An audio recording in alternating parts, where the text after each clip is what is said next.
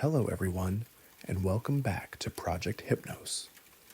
Here I share real stories of unexplained encounters, sightings, disappearances, and strange lights in the sky to help you unwind, relax, and drift off to sleep. Before we begin, I'd love to know where you're listening from.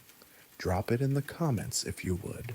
Now, find a comfortable place to rest. Dim the lights, let the noise of the day fade away, and get ready for another set of encounters from the edge of what we understand.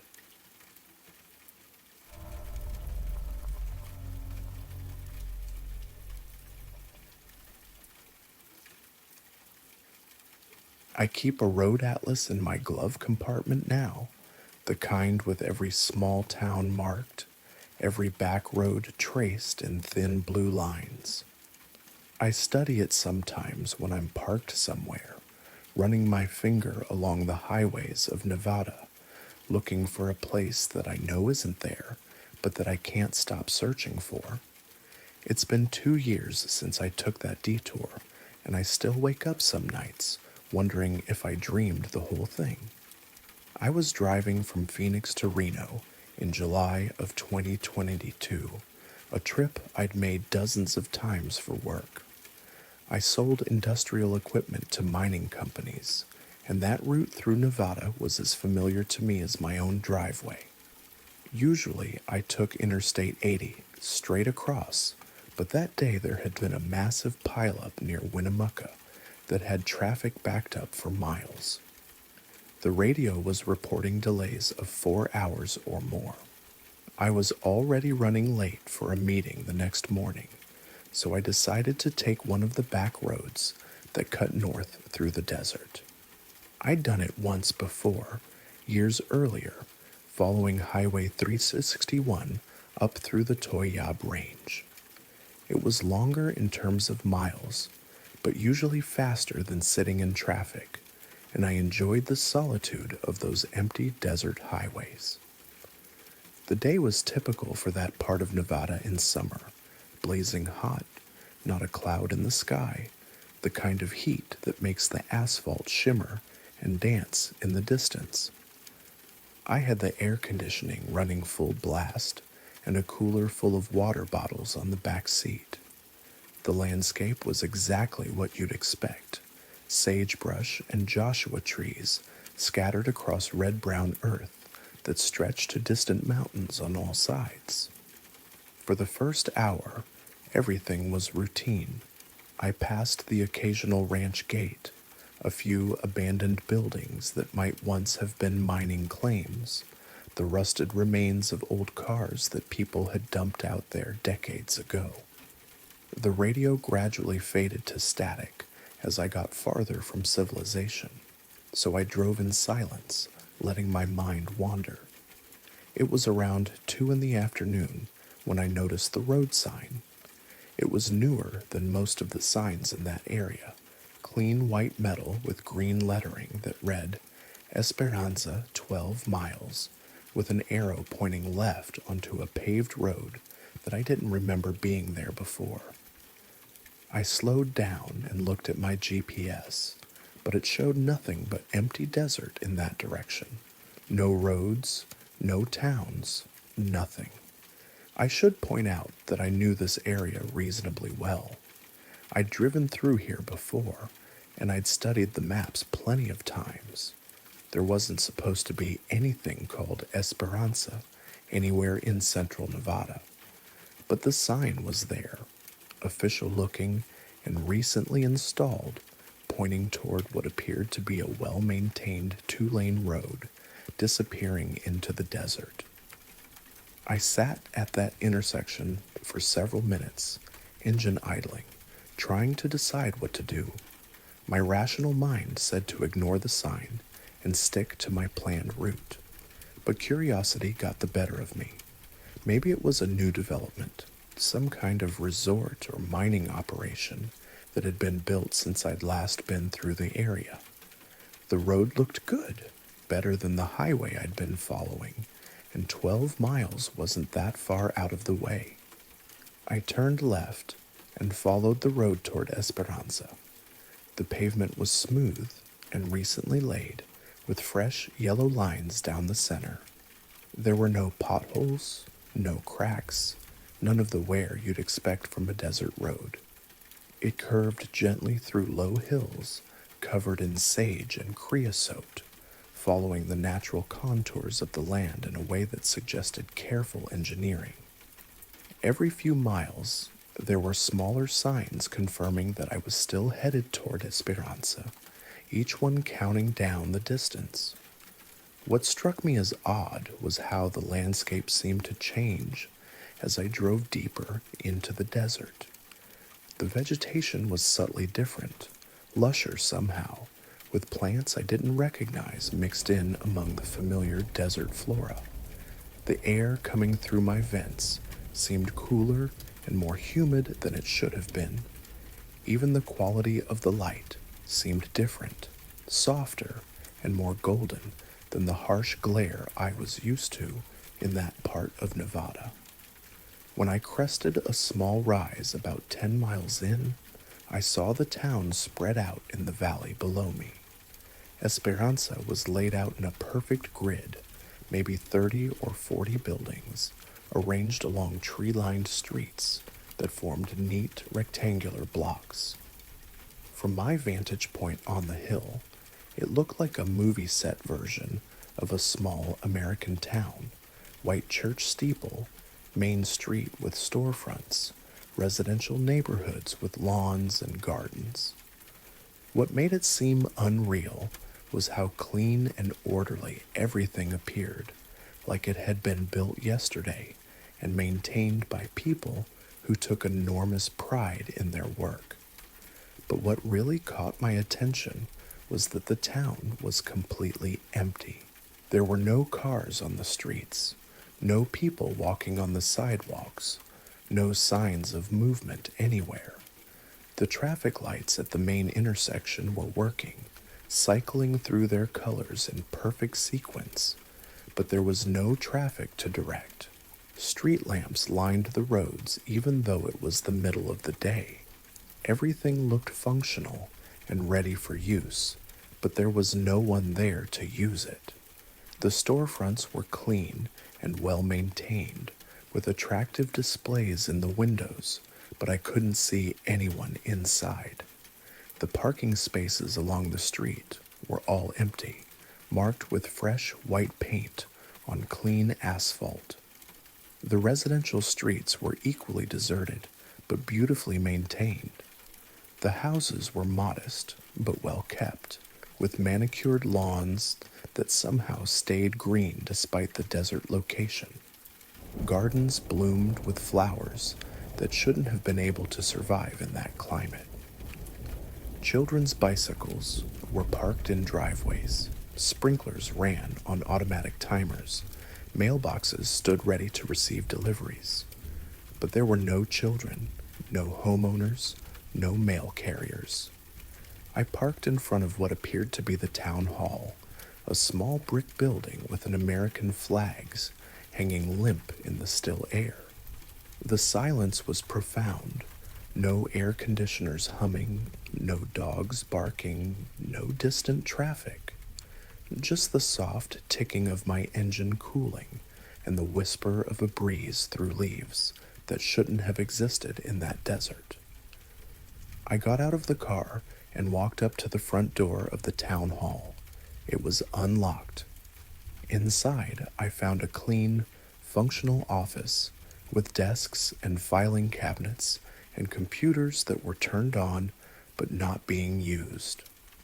There were coffee cups sitting on desks, still warm. A calendar on the wall showed the correct date. Everything suggested that people had been there recently, maybe just moments before I arrived, but now they were gone. I tried the cafe next door. The door chimed as I entered, and I could smell fresh coffee and baked goods. The cash register was on, the menu boards were filled with daily specials, and there were newspapers from that morning stacked by the door. But the dining room was empty. chairs neatly pushed under tables, place settings arranged for customers who never came. For the next hour, I walked through Esperanza like a ghost, touring a world that existed parallel to my own. Every building I entered was the same: clean, functional, recently used, but completely abandoned. The library had books checked out that were due back that day. The gas station had pumps that worked, and a convenience store stocked with fresh food. The school had classrooms set up for lessons, homework assignments written on blackboards, but no students or teachers anywhere. What disturbed me most was how normal everything looked. This wasn't some kind of disaster area or hastily abandoned settlement. It was a functioning town that simply had no people in it, as if everyone had vanished between one moment and the next, leaving their lives suspended in perfect order. As the afternoon wore on, I began to feel increasingly uneasy. The town was too perfect, too clean, too ready for a population that didn't exist. I kept expecting to encounter someone, a caretaker, a security guard, anyone who could explain what this place was. But the streets remained empty, the buildings silent. Around 5 o'clock, I decided I needed to leave. The sun was getting lower, and I didn't want to be driving unfamiliar desert roads in the dark. I walked back to my car, which was still the only vehicle on the main street, and got ready to head back to the highway. That's when I noticed that the street signs had changed. When I'd arrived, all the signs had been in English: Main Street, Oak Avenue, First Street. Now they displayed names I didn't recognize in what looked like Spanish, but not quite Spanish. The characters were familiar, but the words were foreign to me. Even more unsettling, the buildings themselves looked subtly different. The storefronts had different names. The architectural details seemed more elaborate. The whole town had shifted somehow while I wasn't paying attention. I drove quickly through the streets, trying to find my way back to the road I'd come in on. But the layout of the town seemed to have changed as well. Streets that I remembered as straight now curved in unexpected directions. Intersections that had been simple four-way stops now had complex traffic patterns. I felt like I was navigating a maze that was rearranging itself around me. Finally, more by luck than navigation, I found a road that led out of town toward the hills. I didn't know if it was the same road I'd come in on, but it was paved, and it was heading away from Esperanza, which was all I cared about at that point. I pressed the accelerator and didn't look back until I was well clear of the valley. When I reached the top of the hill and looked back, the town was gone. The valley was empty desert, nothing but sagebrush and sand stretching to the distant mountains. There were no buildings, no streets, no signs that anything had ever been there. It was as if Esperanza had never existed. I drove back to the main highway in a state of bewildered confusion. When I reached the intersection where I'd first seen the sign, there was no sign. The road I'd followed into the desert was gone, replaced by unbroken wilderness. My GPS showed that I was exactly where I expected to be, following the route I'd planned from the beginning. I've never found any record of a town called Esperanza in that part of Nevada. I've searched online databases, historical records, geological surveys, everything I can think of.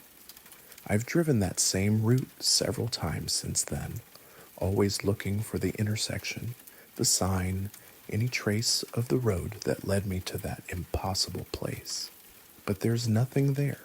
Nothing that suggests I ever deviated from the highway at all. Sometimes I wonder if I fell asleep while driving and dreamed the whole experience.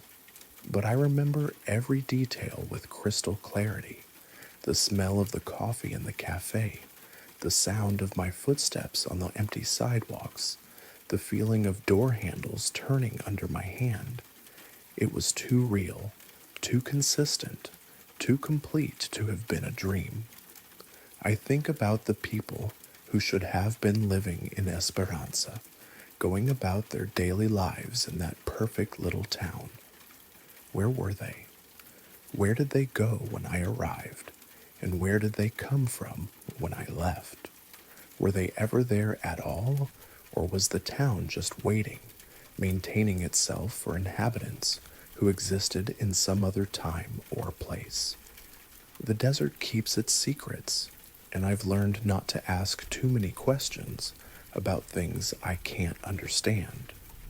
But late at night, when I'm driving alone through empty country, I sometimes catch myself looking for road signs that point toward places that shouldn't exist, toward towns that exist only in the spaces between what we think we know about the world and what the world actually contains.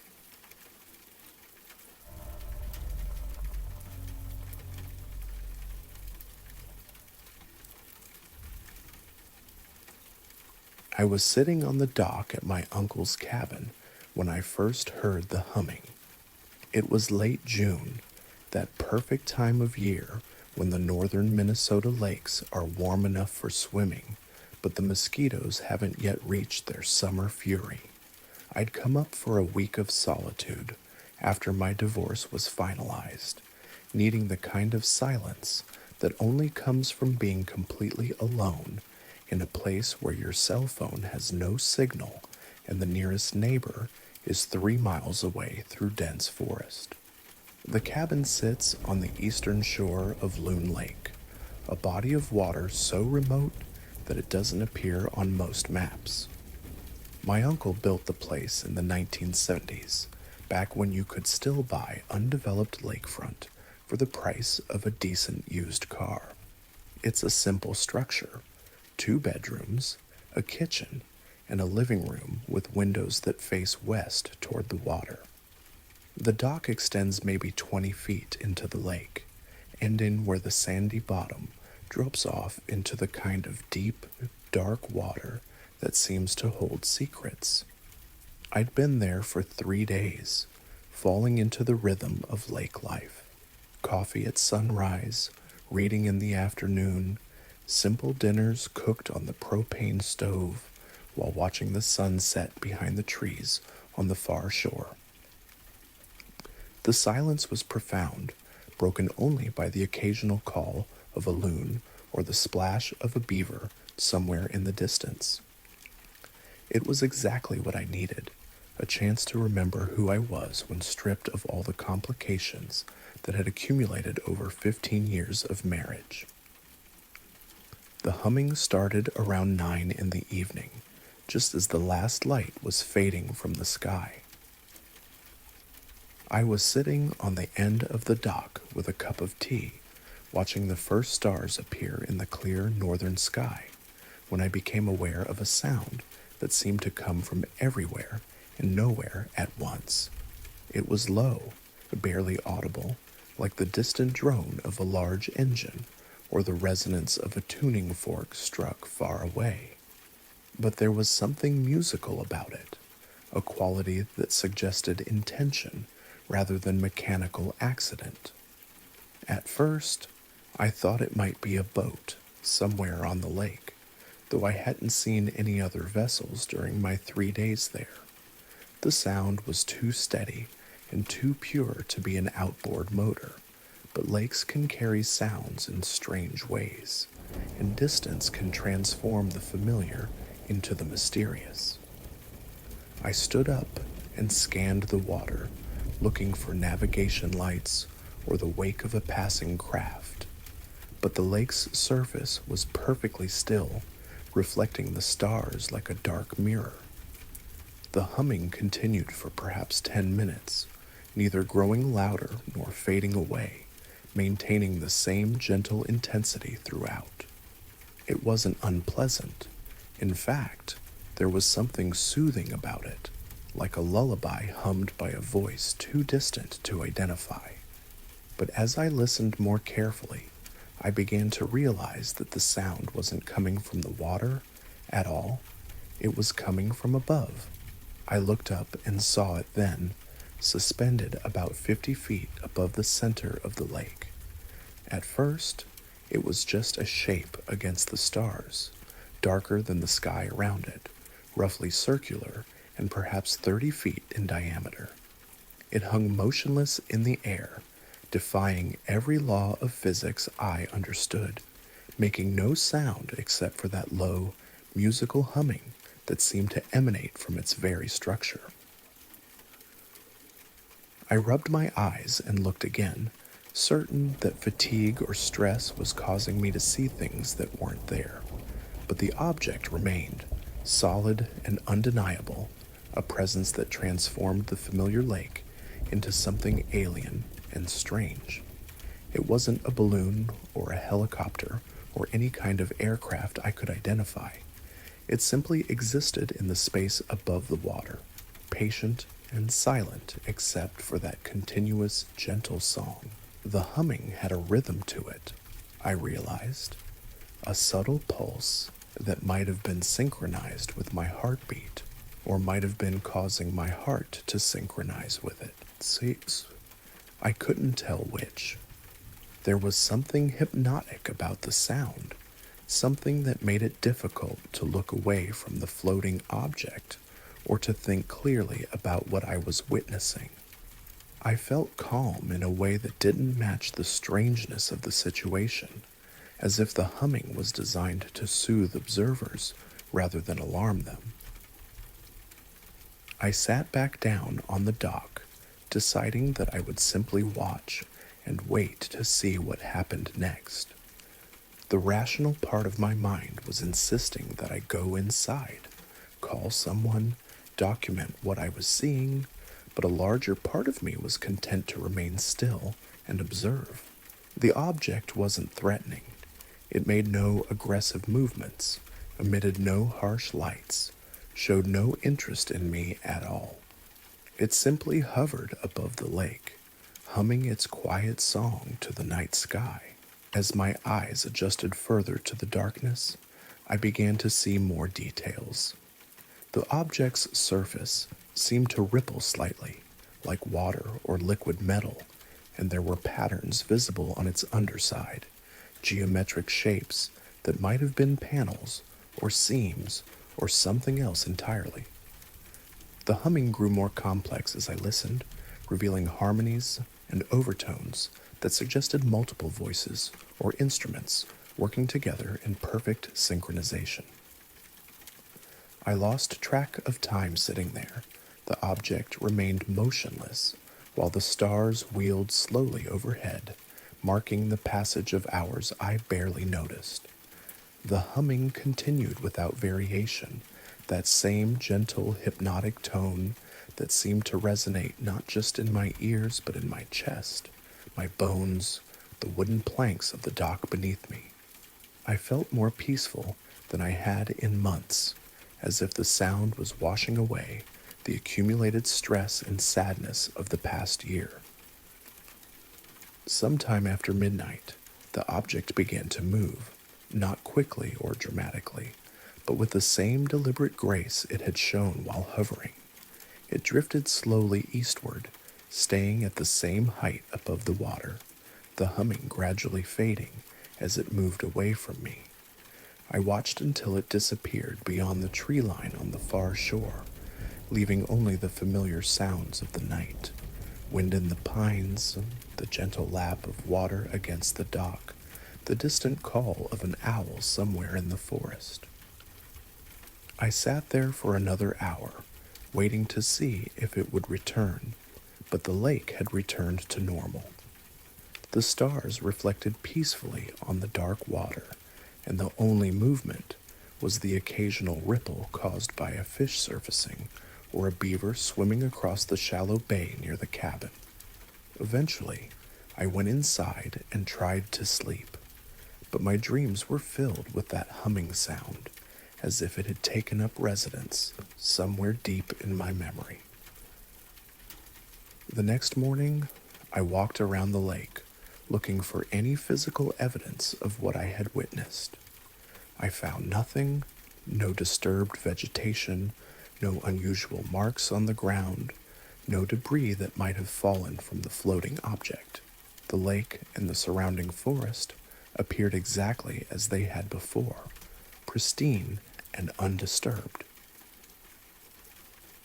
I began to wonder if I had dreamed the entire experience, if the isolation and emotional exhaustion of the divorce had caused me to hallucinate something that had never been there at all.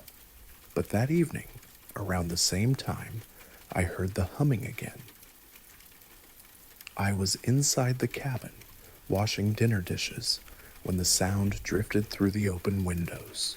I stepped onto the porch and saw the object in the same position as the night before, hovering motionless above the center of the lake.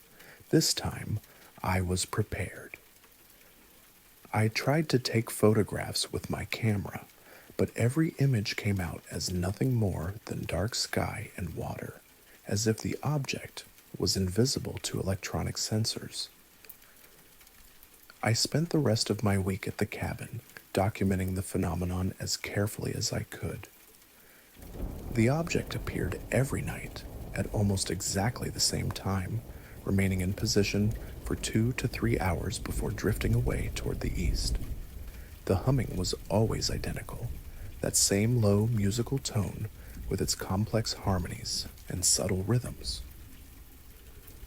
I recorded it on my phone, but when I played back the audio, I heard only the normal sounds of a quiet evening by the lake. On my last night, I decided to try communicating with whatever was controlling the object. I brought a flashlight to the dock, and when the humming began, I flashed a simple pattern: 3 short, 3 long, 3 short, Morse code for SOS, the universal distress signal. I repeated it several times, pointing the beam directly at the floating form above the water. For a moment, nothing changed. Then gradually, the humming shifted to a different tone, higher and more complex than before. The pattern of the sound seemed to mirror the rhythm of my flashlight signal: 3 short pulses, 3 longer ones, 3 short again. But where my signal had been desperate and crude, the response was elegant and musical, as if my simple message had been transformed into something beautiful. I tried other patterns: long flashes, short bursts, random sequences, and each time, the humming would shift to reflect what I had sent, interpreting my clumsy light signals as music and returning them as song.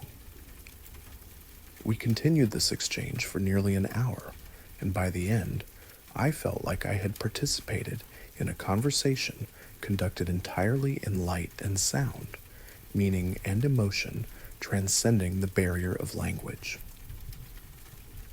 When the object finally drifted away that last night, the humming faded with a series of tones that sounded unmistakably like a farewell.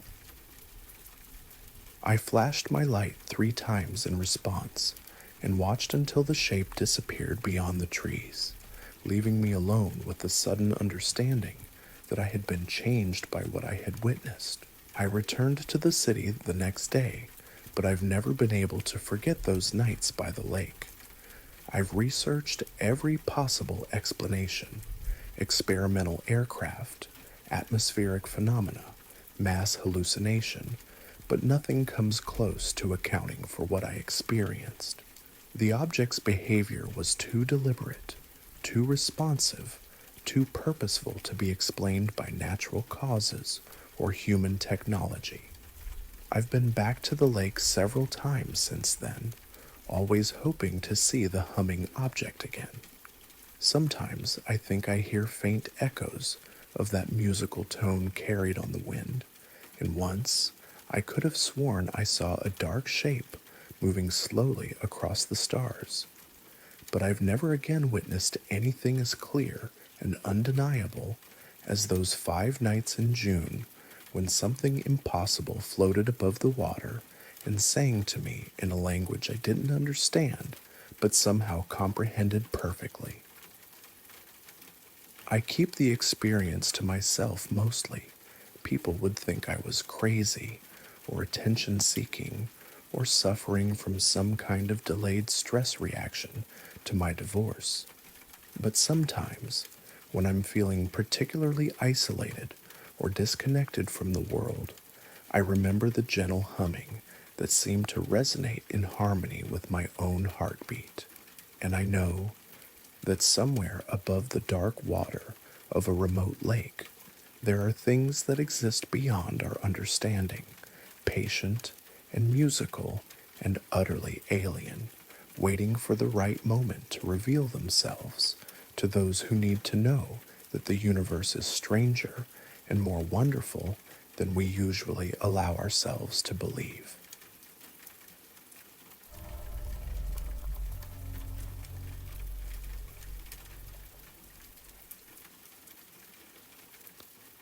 My father died 3 years ago from lung cancer, a quiet man who'd spent most of his adult life working as a civilian contractor after retiring from the Air Force in 1987. He'd served 22 years, mostly at bases I'd never heard of, doing work he rarely talked about. When I was growing up, if I asked him about his military service, he'd give short answers about radar systems and communications equipment, then change the subject to baseball or my grades or anything else that would steer the conversation away from whatever he'd done in those years before I was born. After the funeral, my mother, my sister, and I spent weeks going through his belongings, sorting through a lifetime of accumulated possessions that somehow seemed both too much and not nearly enough to represent a person's existence. Most of it was exactly what you'd expect: old tools, faded photographs, boxes of paperwork related to insurance and taxes, and all the mundane bureaucracy of living. But in the back of his bedroom closet, behind winter coats he hadn't worn in years, we found a small fireproof safe that none of us knew existed. The combination was written on a piece of tape stuck to the back in my father's careful handwriting. Inside were his military records, some savings bonds, and a stack of notebooks, maybe a dozen composition books with black and white covers, the kind students use in school. There was also a letter, sealed in an envelope with "For my family," written on the outside in the same neat script. My mother opened it while my sister and I watched, and she read it silently before looking up at us with an expression I'd never seen before: confusion mixed with something that might have been fear. "He says these are his journals from his time in the service," she said quietly, "but he's written here that we should never read them." My sister, always the practical one, asked why he'd kept them if he didn't want us to read them. My mother read further into the letter. "He says he was ordered to keep records, and that destroying them would have been a violation of his oath. But he also says that what he wrote down wasn't meant for civilian eyes, even family." We took the journals home along with the rest of his belongings, but we honored his request.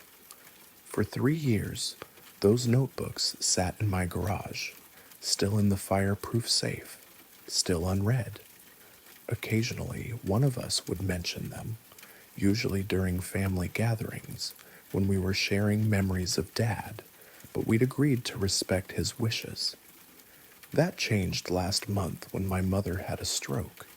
She's recovering well, but the experience of nearly losing her so soon after losing Dad made me realize how much family history was disappearing with each generation. My father had been the last person alive who remembered his parents, the last one who knew stories about our family that went back to the early 1900s. When my mother is gone, those stories will be gone too. I started thinking about the journals differently. Maybe Dad's warning was about protecting us from military secrets or classified information that could get us in trouble. But maybe, I reasoned, enough time had passed that whatever he'd been involved in was no longer sensitive, and maybe understanding what he'd experienced would help me understand why he'd been so quiet about his service, why he'd sometimes get a distant look in his eyes when military stories came on the news. I didn't tell my mother or my sister what I was planning. I just went to the garage one Saturday morning, opened the safe, and took out the first journal in the stack. It was dated 1979 to 1980, when Dad would have been stationed at Malmstrom Air Force Base in Montana. I sat in my car in the driveway and opened to the first page. The early entries were exactly what I expected. Routine observations about weather, duty assignments, personnel changes. Dad had neat handwriting and a methodical approach to record keeping, noting details about radar maintenance schedules and communications protocols with the kind of precision you'd expect from someone with a technical background. It was boring, frankly, and I started to think that his warning had been unnecessary. But as I read deeper into that first journal, the tone began to change. The entries became less routine and more personal, and Dad started writing about things that didn't sound like normal military operations. November 12th, that's 1979, third incident this month. Radar contact at 02:30 hours. Multiple objects moving at impossible speeds. Colonel Morrison ordered immediate stand-down of tracking systems.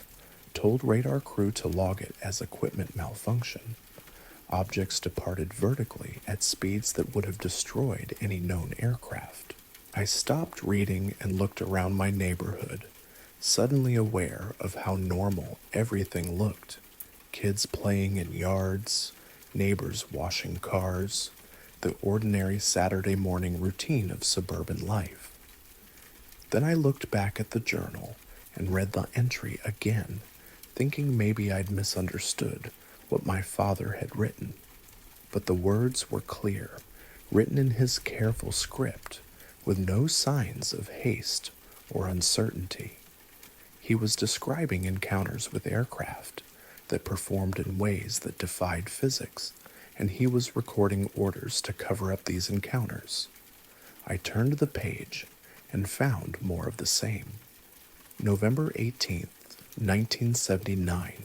Personnel from Washington arrived this morning, interviewed everyone who was on duty during last week's incident, made us sign additional security agreements. Specialist Johnson was transferred out within 24 hours.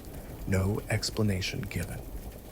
December 3rd, 1979. Visual confirmation tonight.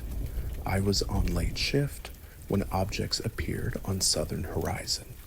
Watched through binoculars as 3 lights performed maneuvers that included right-angle turns at high speed and complete stops from apparent high velocity. No sound, no heat signature on infrared. Lasted approximately 12 minutes before objects accelerated straight up and disappeared. I spent the rest of that day reading through the first journal, and by evening I understood why my father had warned us not to read his records. He wasn't writing about routine military service.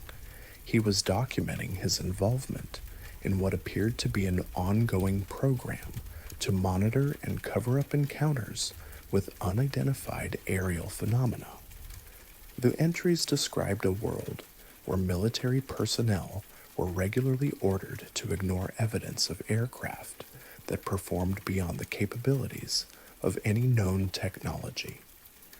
Dad wrote about radar operators being transferred to remote assignments after witnessing unusual activity, about cover stories designed to explain away incidents that defied explanation, about a parallel military structure that existed specifically to manage information about encounters with the unknown. But what disturbed me most was the gradual change in my father's tone as the journal progressed. The early entries were clinical and professional, recording facts with military precision. But as months passed, his writing became more personal, more troubled. He started questioning orders, wondering about the ethics of concealing information from the public, speculating about the true nature of what he was observing. February 14th, 1980, another close encounter last night. Object landed approximately 2 miles from base perimeter. Ground team dispatched for investigation found physical evidence, soil samples, vegetation changes, geometric impressions in earth. All evidence confiscated by special team from Peterson AFB. Official report lists incident as weather balloon recovery. I'm starting to understand that we're not protecting national security. I opened the second journal, dated 1980-1981, and found that my father's assignment had changed. He'd been transferred to a facility in Nevada, to a base that wasn't listed in any of his official military records. The entries from this period described work on projects with code names I'd never heard of, involving the analysis of materials and technologies that he clearly believed were not of human origin. March 22nd, 1981. Lab work continues on samples from New Mexico incident. Material properties unlike anything in our databases.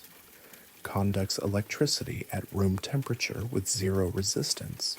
Structural analysis shows molecular arrangements that our metallurgists say should be impossible to achieve with current technology. Dr.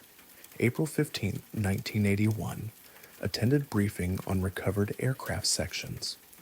Propulsion system appears to be based on principles we don't understand. No visible engine components, no fuel systems, no exhaust mechanisms. Yet flight characteristics observed in field suggest controlled anti-gravity effects. The journals from his Nevada assignment read like science fiction, but they were written with the same careful attention to detail that characterized all of my father's work. He documented materials that defied known physics, recorded conversations with scientists who were struggling to understand technologies that seemed decades or centuries ahead of human development, and described a growing realization that the military was in possession of evidence that would fundamentally change humanity's understanding of its place in the universe. But he also wrote about the psychological toll of this work, the isolation of being part of a program that required him to lie to family and friends about his duties, the stress of possessing knowledge that he was forbidden to share. As the years progressed, his entries became darker, more conflicted. June 8th, 1983, received orders for new assignment back to conventional duties. Being transferred to Communications Squadron at Minot SAFB. Dr. Patterson says this is standard procedure. They rotate personnel out of special projects after extended periods to prevent psychological breakdown. I should be relieved, but I feel like I'm abandoning the most important work I'll ever do. The final journals covered his years at conventional assignments, but even during routine duties, he continued to encounter the unknown. Reports of unusual aerial activity crossed his desk regularly, and he found himself part of a network of military personnel who were aware that standard explanations for these incidents were inadequate. He wrote about the frustration of knowing the truth while being required to perpetuate official denials. January 17th, 1985, commercial pilot reported large triangular aircraft over Michigan last night. No flight plan, no transponder, no communication with air traffic control. Radar showed object traveling at 2,000 mph before disappearing from screens. Pilot was debriefed and asked to sign confidentiality agreement. Official explanation will be atmospheric anomaly. The last entry in the final journal was dated just a few months before his retirement in 1987. September 4th, 1987, 22 years of service ending soon. I've been part of something extraordinary and terrible. Extraordinary because we've had contact with intelligences that represent the next stage of technological evolution. Terrible because we've chosen to hide this knowledge from the people who have a right to know. I understand the reasons: social stability, religious implications, economic disruption. But I also understand that we're denying humanity the chance to grow, to evolve, to take its place in a larger community of intelligent beings. I closed the last journal and sat in my car as the sun set behind my neighbors' houses, trying to process what I'd learned about my father's life. He hadn't been a radar technician working on routine communications equipment. He'd been part of an ongoing program to study and conceal evidence of non-human intelligence, a keeper of secrets that challenged everything we think we know about our place in the universe. I understood now why he'd warned us not to read these records. It wasn't just about protecting classified information. It was about protecting us from knowledge that would fundamentally change how we see the world. Once you know that governments possess proof of advanced non-human technology, once you understand that official denials are deliberate deceptions, you can never look at the news or official statements the same way again. I've decided to honor my father's wishes and not share these journals with anyone else. I've read them, and I can't unread them, but I won't burden my mother or sister with knowledge that my father believed was too dangerous for civilian minds. Some secrets are kept not to protect the government, but to protect the people who have to live in the world that governments create. But I think about those journals every day now. I think about my quiet, methodical father spending decades carrying the knowledge that we are not alone in the universe, that we are being visited and studied by intelligences far more advanced than our own. I think about the thousands of military personnel who must have similar stories, similar secrets, similar burdens of knowledge that they can never share. And I think about the world we live in, where the most important truth in human history is hidden away in fireproof safes and classified files, kept from the people who have the most right to know it. My father served his country faithfully, but in the end, I think his greatest service was protecting us from a truth that he believed we weren't ready to handle. I just hope that someday we will be.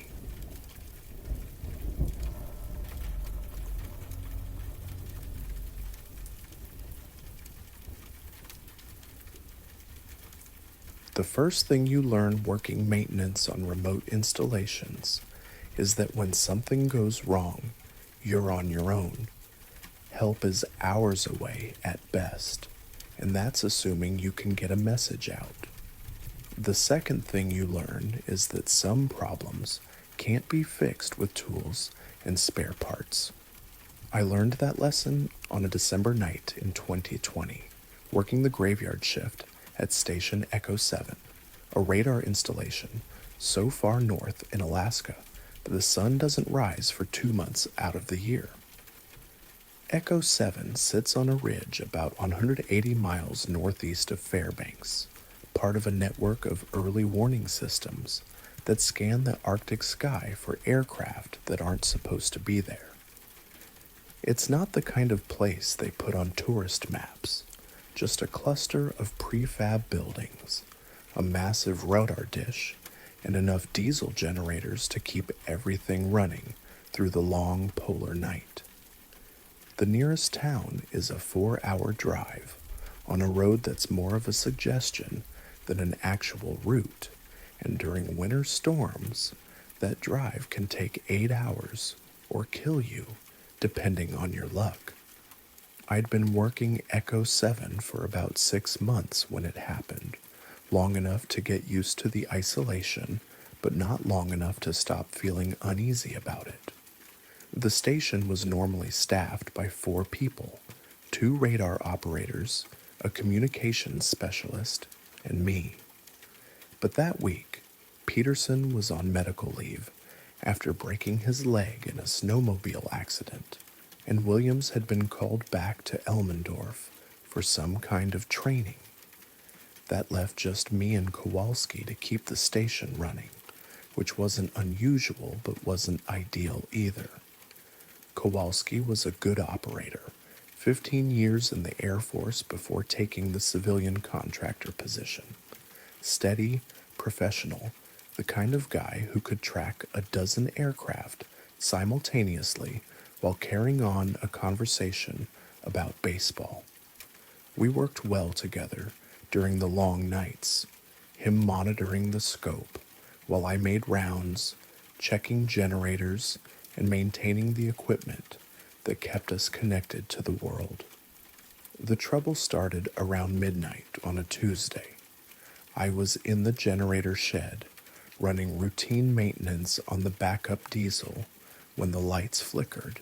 Not unusual, the power grid up there is constantly balancing loads, and brief fluctuations are part of life. But these flickers had a pattern to them, a rhythm that seemed too regular to be accidental. 3 short flickers, 3 long ones, 3 short again, over and over. I finished with the generator and walked back to the operations building, where Kowalski was hunched over his radar console, adjusting settings with the kind of careful attention that meant something was wrong. "Getting some interference," he said without looking up. "Started about 10 minutes ago." I looked at his scope over his shoulder. The display showed the familiar green sweep line rotating around the circle, but instead of the usual clean background with occasional blips for aircraft, the screen was filled with a strange pattern. It looked almost like static, but it was organized, moving in waves that seemed to pulse in sync with the light flickers I'd noticed in the generator shed. "Could be atmospheric," I suggested. Kowalski shook his head. "Aurora interference is random. This is too regular, too structured."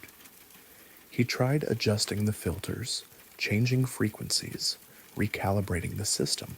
Nothing helped. If anything, the pattern seemed to be getting stronger, more defined. After an hour of troubleshooting, we decided to call it into headquarters. That's when we discovered our communications were down. The radio produced nothing but static. The satellite uplink showed a connection error. Even the landline phone, which ran through a buried cable all the way back to the highway, was dead. We were completely cut off, with no way to report our status or request assistance. "Storm probably took out a relay tower," Kowalski said, but I could hear the uncertainty in his voice. The weather had been clear for 3 days, with no wind to speak of. There was no reason for multiple communication systems to fail simultaneously. I went outside to check the satellite dish and the radio antenna, thinking maybe ice buildup was causing problems. The night was crystal clear, so cold that the air seemed to crackle with each breath. The aurora was active, sheets of green and blue light dancing across the star-filled sky in patterns that were almost hypnotic to watch. But as I stood there looking up at the lights, I noticed something that made me forget about the cold. The aurora wasn't behaving the way it usually did. Instead of the random flowing patterns I was used to seeing, it was moving in the same rhythm as the interference on our radar screen. Pulses of light swept across the sky in organized waves, too regular to be natural, too coordinated to be coincidental. I called Kowalski outside to see it. We stood together in the sub-zero air, watching the sky perform what looked like a deliberate light show. The patterns were beautiful, but deeply unsettling, like watching a familiar friend suddenly speak in a language you'd never heard before. "That's not normal," Kowalski said quietly. We went back inside and tried everything we could think of to restore communications. We checked every connection, replaced cables, even tried running the radio off battery power in case there was some kind of electrical interference from the generators. Nothing worked. We were alone on that ridge, surrounded by thousands of square miles of Arctic wilderness, with no way to tell anyone what was happening. Around 3 in the morning, the radar interference suddenly stopped. The screen cleared, showing the normal empty sweep we expected to see in that remote area. Our communications came back online all at once. Radio, satellite, even the landline phone started working again. It was as if someone had thrown a switch and returned everything to normal. Kowalski immediately tried to contact headquarters, but before he could key the microphone, we both heard something that made us freeze. There was a sound coming from outside, low and rhythmic, like a massive machine operating somewhere in the distance. It was too regular to be wind, too deep to be any aircraft we knew about. I grabbed a flashlight and went outside, Kowalski close behind me. The sound was coming from the north, beyond the ridge where our radar dish was mounted. We climbed up to the antenna platform, our boots crunching in the snow, and looked out across the valley below. What we saw there still gives me chills when I think about it.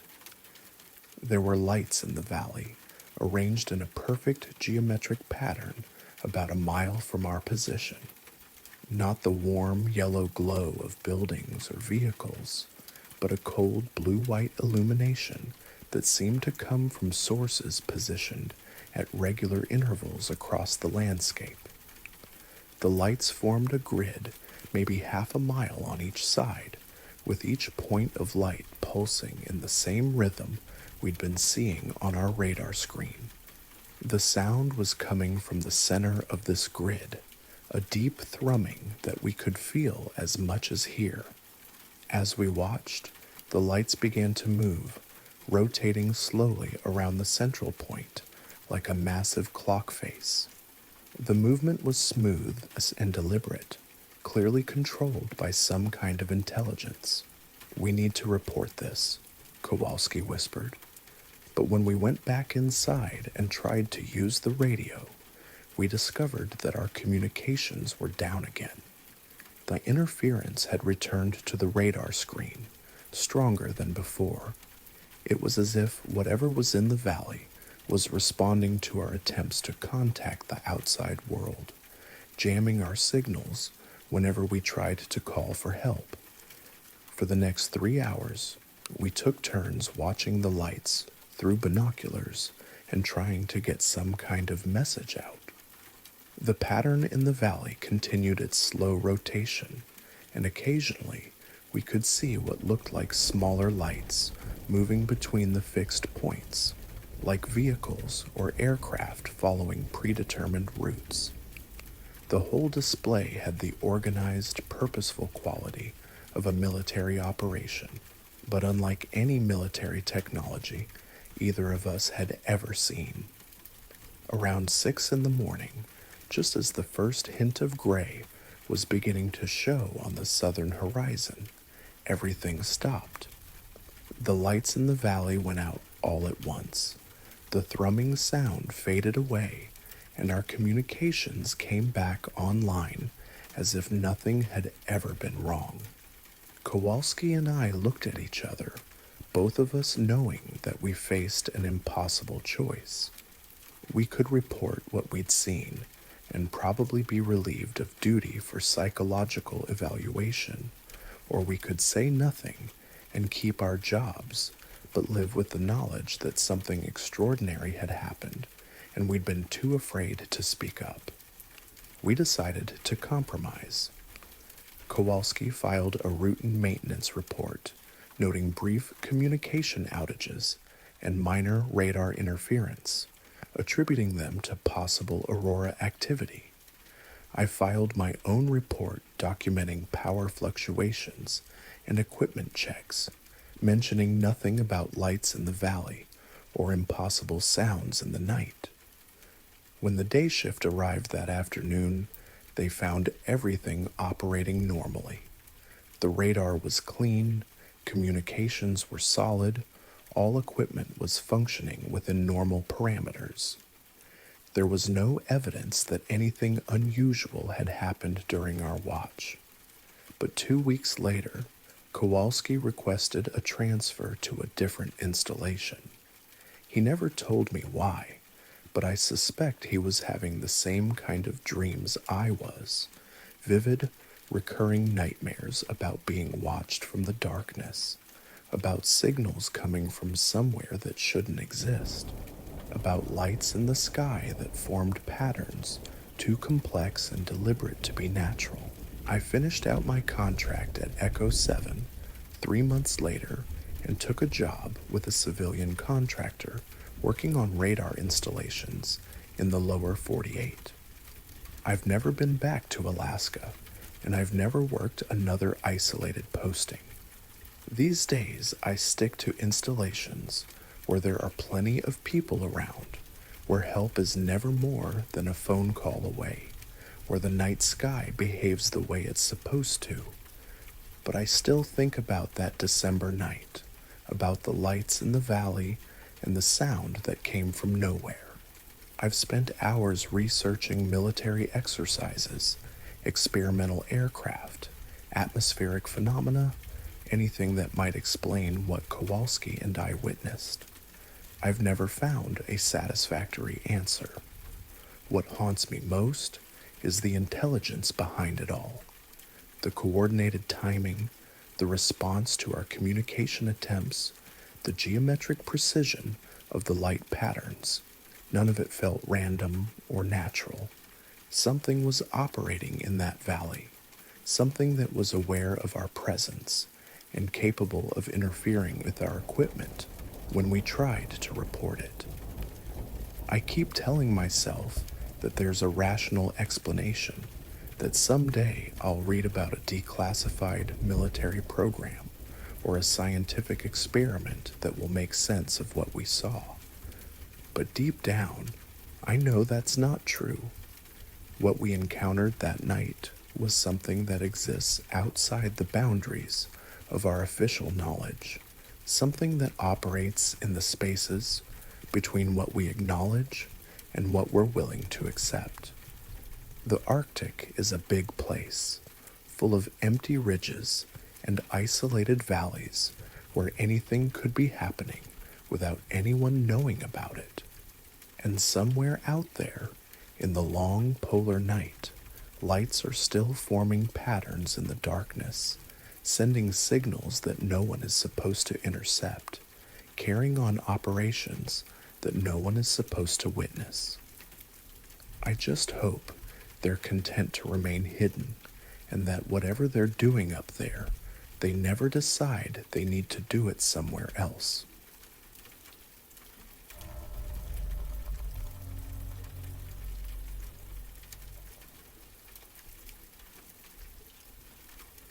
I was working the night shift at the water treatment plant when I first saw it.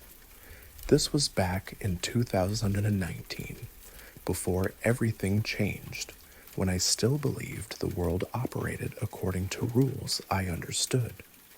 The plant sits on the outskirts of town, surrounded by scrubland and a few scattered farmhouses, and from my position in the control room, I had a clear view of the cell tower about half a mile to the east.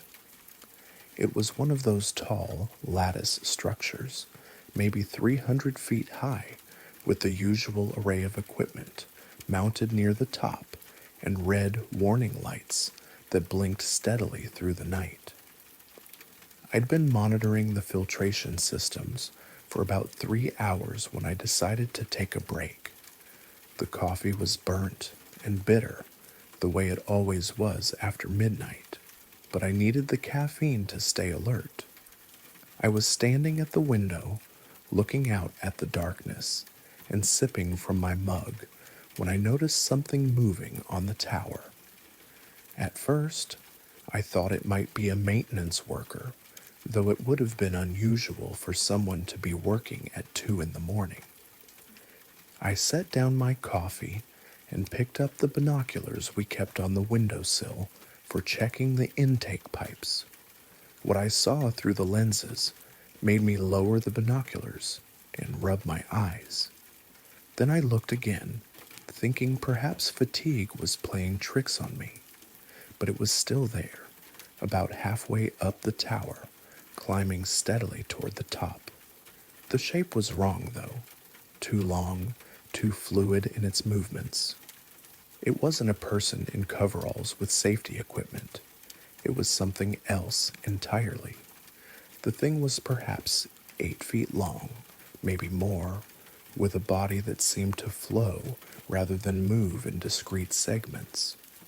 It clung to the metal framework with what looked like multiple appendages, though the distance and darkness made it difficult to count them precisely.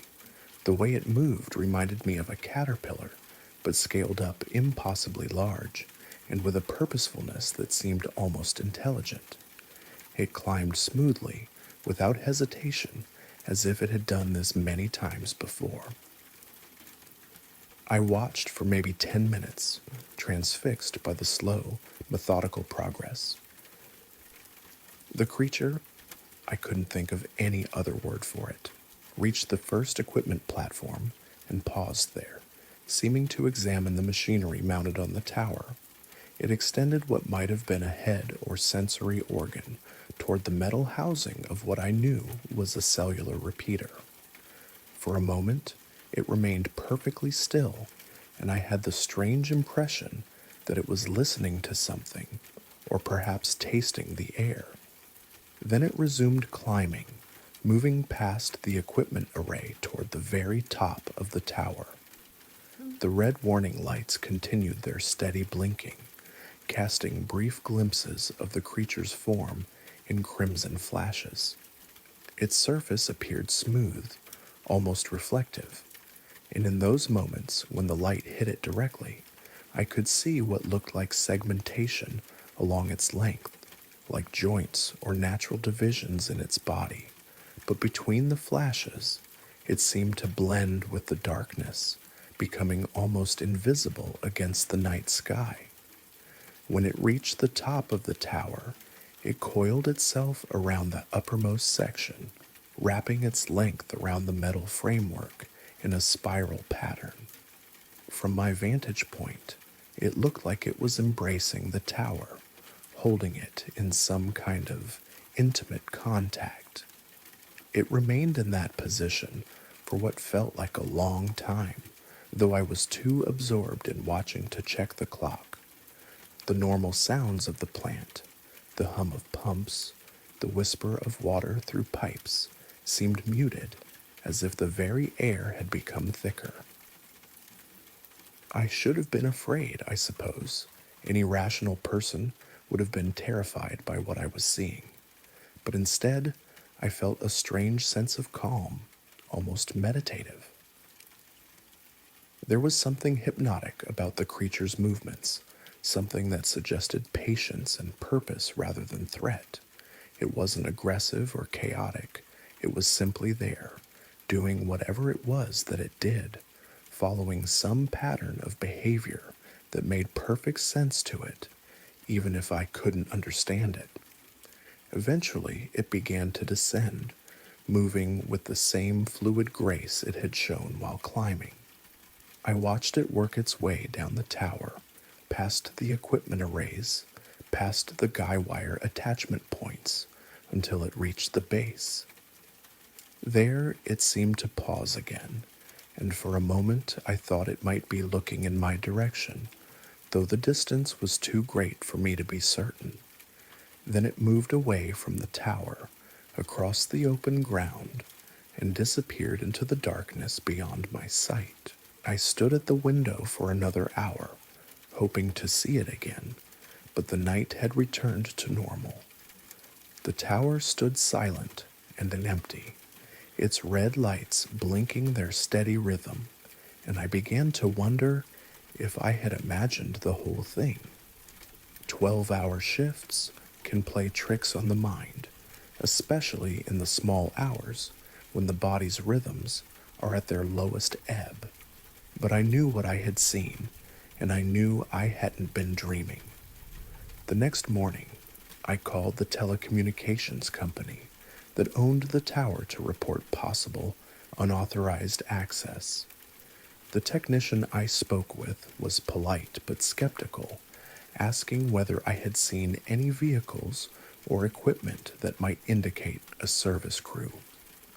When I tried to describe what I had actually witnessed, he grew quiet, then suggested I might want to contact the local police if I was concerned about trespassing. I thanked him and hung up, realizing how my story must have sounded to someone who hadn't been there. I drove out to the tower the following evening, parking my car at the base and walking around the perimeter. The ground was hard-packed earth and scattered gravel, not the kind of surface that would hold clear footprints, but I searched anyway for any sign of the creature's presence.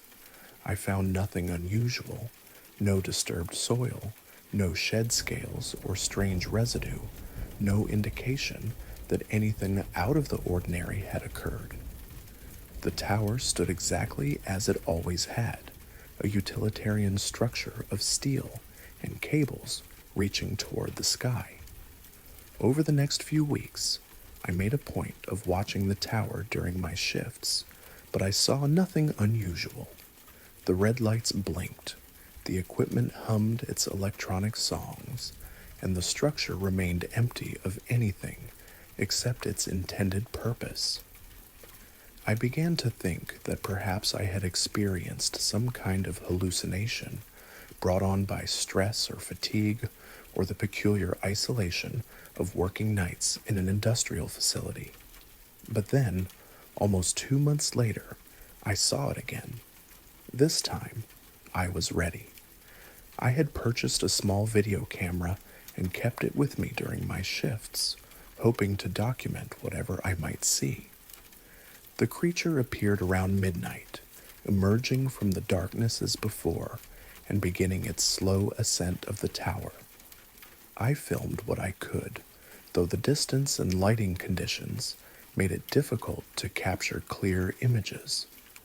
When I reviewed the footage later, I could see something moving on the tower, but it was indistinct, ambiguous, the kind of thing that could be explained away as shadows or equipment malfunction.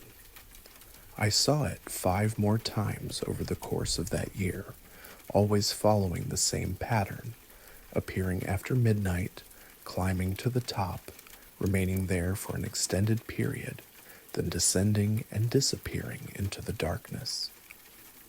Each time, I tried to document what I was seeing, but the evidence was always frustratingly inconclusive. Photos were blurry, videos were dark and grainy, and my written descriptions sounded increasingly fantastic even to me. I began researching similar sightings online, searching through forums and databases for any reports of large climbing creatures near telecommunications infrastructure. I found plenty of stories about strange animals in unusual places, but nothing that matched what I was witnessing. I considered contacting cryptozoology researchers, but I was reluctant to expose myself to ridicule or to invite unwanted attention to my workplace. The sightings stopped abruptly in late autumn. I continued to watch the tower through the winter and into the following spring, but the creature never returned. I was transferred to day shift that summer, and though I occasionally drove past the tower on my way to work, I never saw anything unusual during daylight hours. The structure looked ordinary, functional, unremarkable in every way.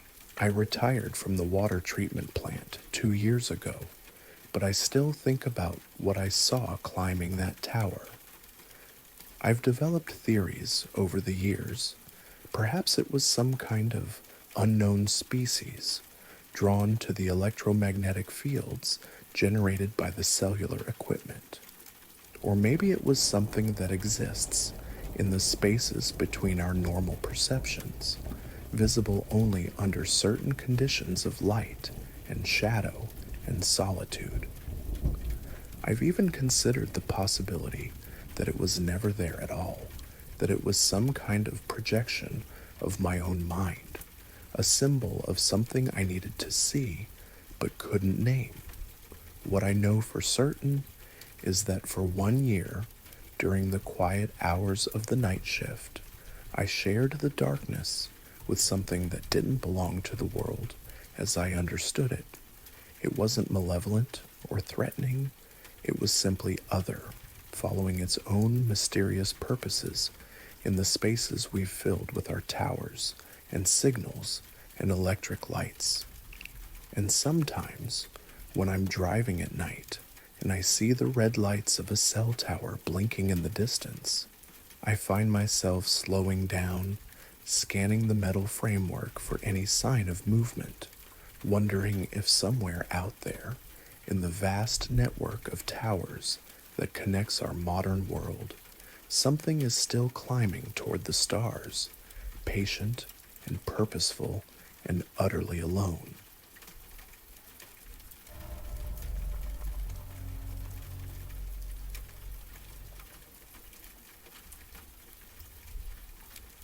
The dream came every night for a week before I understood what I was seeing. At first, it seemed like nothing more than fragments of light and shadow, numbers floating in darkness without context or meaning. I would wake with the vague impression of having seen something important, but the details would slip away before I could grasp them, leaving only a residual sense of urgency that followed me through the day like a low-grade fever. It started on a Sunday night in early December. I'd gone to bed around 11, exhausted after spending the weekend helping my parents clean out their garage. Sleep came easily, but it was restless, filled with images that felt more like memories than dreams. I was standing in a vast empty space that might have been a warehouse or a cathedral, looking up at numbers that hung in the air like glowing smoke. They were huge, maybe 20 feet tall, and they pulsed with a soft blue light that seemed to breathe. As I watched, the numbers changed. 5,847, 293 became 5,847, 292, then 5,847, 291, counting down with the steady rhythm of a heartbeat. When I woke Monday morning, I remembered only the feeling of watching something decrease, something that mattered in a way I couldn't explain. But as the week progressed, the dreams became clearer, more detailed, until I could see every digit with perfect clarity. The countdown was precise, methodical, never skipping a beat or pausing in its relentless progression toward zero. And each night, When I reached out to touch the glowing numbers, my hand would pass through them as if they were made of light and air. By Friday, I had started keeping a notebook beside my bed, writing down the numbers as soon as I woke up. The sequence was always the same. I would find myself in that empty space, watching the blue digits count down from wherever they had left off the night before. 847 thou 293 on Sunday, 5,760,431 on Monday, 5,673,569 on Tuesday. The pattern was consistent, exactly 86,862 fewer each night, as if whatever was being counted was diminishing at a rate of 1 per second, 24 hours a day. I began to look forward to the dreams. Strange as that sounds, there was something hypnotic about watching the numbers change, something that felt important, even though I had no idea what they represented. Days remaining until something happened, items in some cosmic inventory, heartbeats left in a life I didn't recognize. The possibilities seemed endless, and each one carried its own weight of anticipation or dread. On Saturday night, something changed.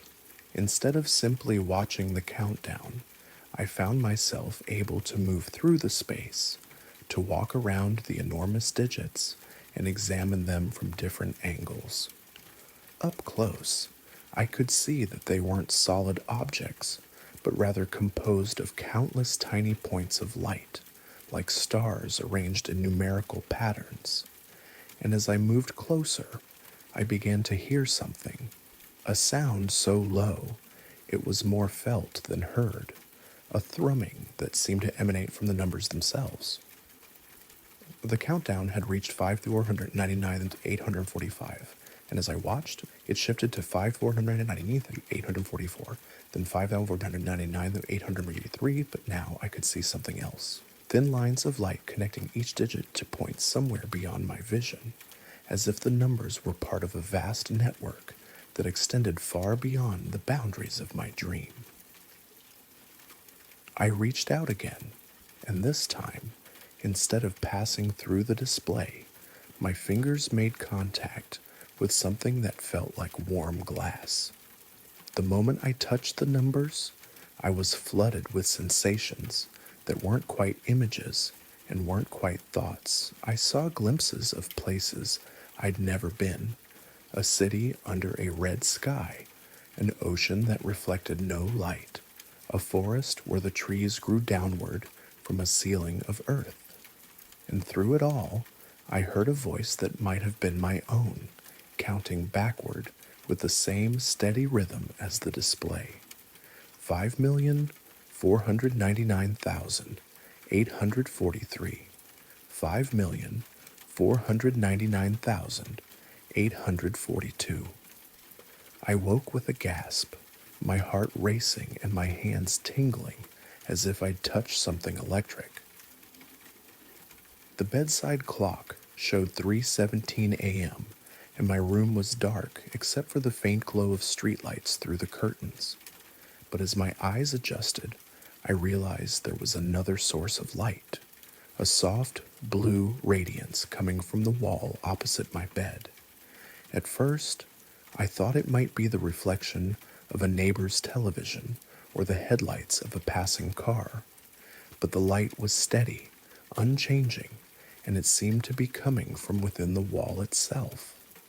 I sat up in bed, blinking hard, certain that I was still dreaming or caught in that strange space between sleep and waking where reality bends and shifts. But the light remained, and as I watched, I began to make out shapes within it, numbers, the same glowing blue digits I'd been seeing in my dreams, but now they were somehow projected onto my bedroom wall, clearly visible in the darkness. 837, they read, and as I stared in disbelief, they changed to 5,499 to 836, then 5,499 to 835. I got out of bed and approached the wall, my bare feet silent on the hardwood floor. The numbers were about 3 feet tall, positioned at eye level, and they pulsed with that same gentle breathing rhythm I remembered from the dreams. I reached out to touch them, half expecting my hand to pass through light and shadow, but instead felt only the cool smoothness of painted drywall. The numbers were there, or visible and precise, but they had no physical substance I could detect. I stood there for nearly an hour, watching the countdown progress. Every second, the display decreased by one. 999 to 835 became 5,099 to 834, became 5,499, 833. Each transition smooth and inevitable. I tried turning on the lights, thinking the numbers might disappear in brighter illumination, but they remained clearly visible, their blue glow competing with the yellow radiance of my bedside lamp. At some point, I must have fallen asleep standing there, because I woke up on Sunday morning slumped against the wall, my neck stiff and my legs cramped. The numbers were gone, the wall showing only its usual off-white paint and the shadows cast by my furniture. But when I checked my notebook, I found an entry I didn't remember writing, scrawled in handwriting that looked like mine but shakier. 5,496 through 221. They're real. The countdown appeared on my wall every night after that, always at 3:17 a.m., always lasting until dawn. I tried photographing it, but my camera showed only blank wall. I tried having friends stay over, but they saw nothing unusual, even when I pointed directly at the glowing digits and described exactly what I was seeing. To everyone else, my wall remained empty, normal, unexceptional, but I could see the numbers clearly, and I began to document their progression obsessively. I calculated that at the current rate, the countdown would reach zero in approximately 63 days. What would happen then? The question consumed my thoughts during the day and filled my dreams with increasingly vivid scenarios. Sometimes I imagined it was counting down to some personal event, my death perhaps, or some fundamental change in my life. Other times, I wondered if it might be connected to something larger, some cosmic event that would affect everyone, but that only I had been chosen to witness. As the days passed, I noticed other changes. I began to see patterns in everyday events that seemed connected to the countdown, license plates that contained sequences from the nightly display, timestamps on emails that matched portions of the decreasing numbers, even prices at the grocery store that echoed the digits I'd watched fade into dawn. The world seemed to be reflecting the countdown back at me, as if reality itself was somehow synchronized with whatever process I was witnessing.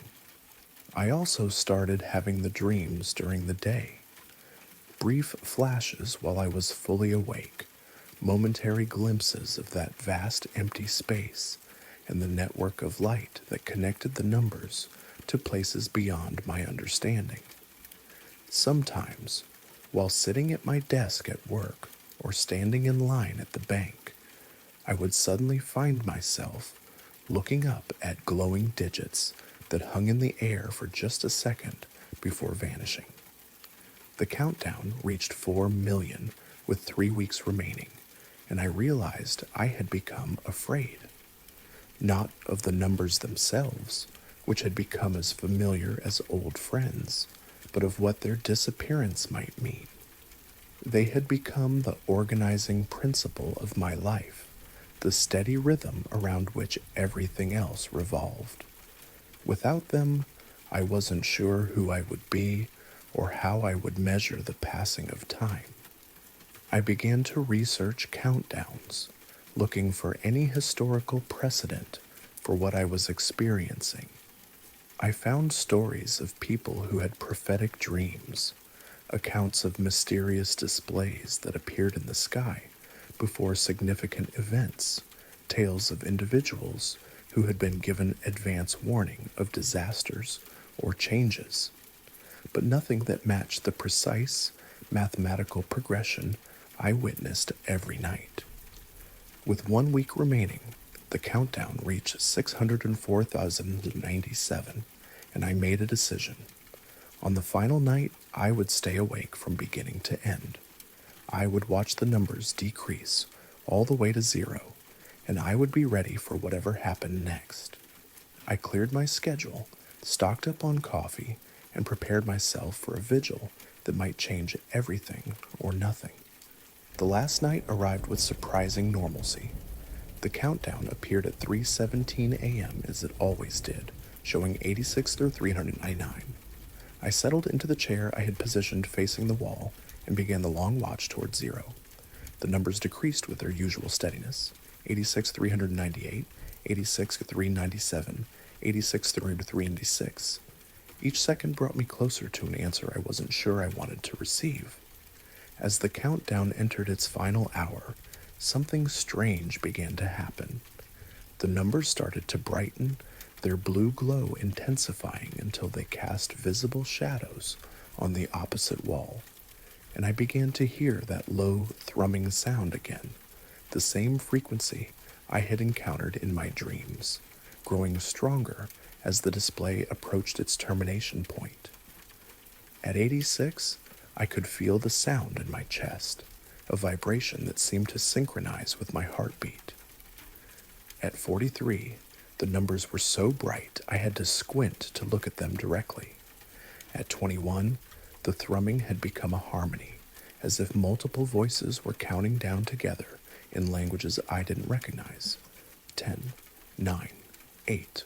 The wall began to shimmer as if the air itself was vibrating in sympathy with the countdown. 7, 6, 5. I could see shapes moving beyond the numbers, figures or forms that existed in the space between the digits. 4, 3, 2. At 1, everything stopped. The thrumming ceased, the light faded to its normal intensity, and the number hung there for what felt like minutes rather than seconds. And then, with a gentleness that surprised me, it changed to 0. For a moment, nothing happened. The 0 glowed softly on my wall, complete and final, while I held my breath and waited. Then, gradually, the number began to fade, growing dimmer and more transparent until it was barely visible. And in its place, new numbers began to appear. 10,000,000. Another countdown, longer than the first, beginning its own slow journey towards some distant 0. I laughed then, a sound that was part relief and part recognition. Whatever I had been watching, whatever process I had been privileged to witness, it wasn't ending. It was beginning again, part of a cycle that might continue for decades, or centuries, or forever. I was not observing the countdown to an ending, but to a renewal, a reset, a fresh start in a game whose rules I might never understand. The new numbers continued to appear every night, and I continue to document their progression. I no longer worry about what will happen when they reach 0, because I know now that there will always be another countdown after this one, another chance to watch time move backward towards some moment of transformation or rebirth. And sometimes, in the quiet hours before dawn, I think I understand why I was chosen to see this. Not because I am special or important, but because someone needs to witness these countdowns, to track their progress and remember their patterns. Someone needs to know that time is not only linear, that numbers can count backward as well as forward, and that the end of one thing is always the beginning of another.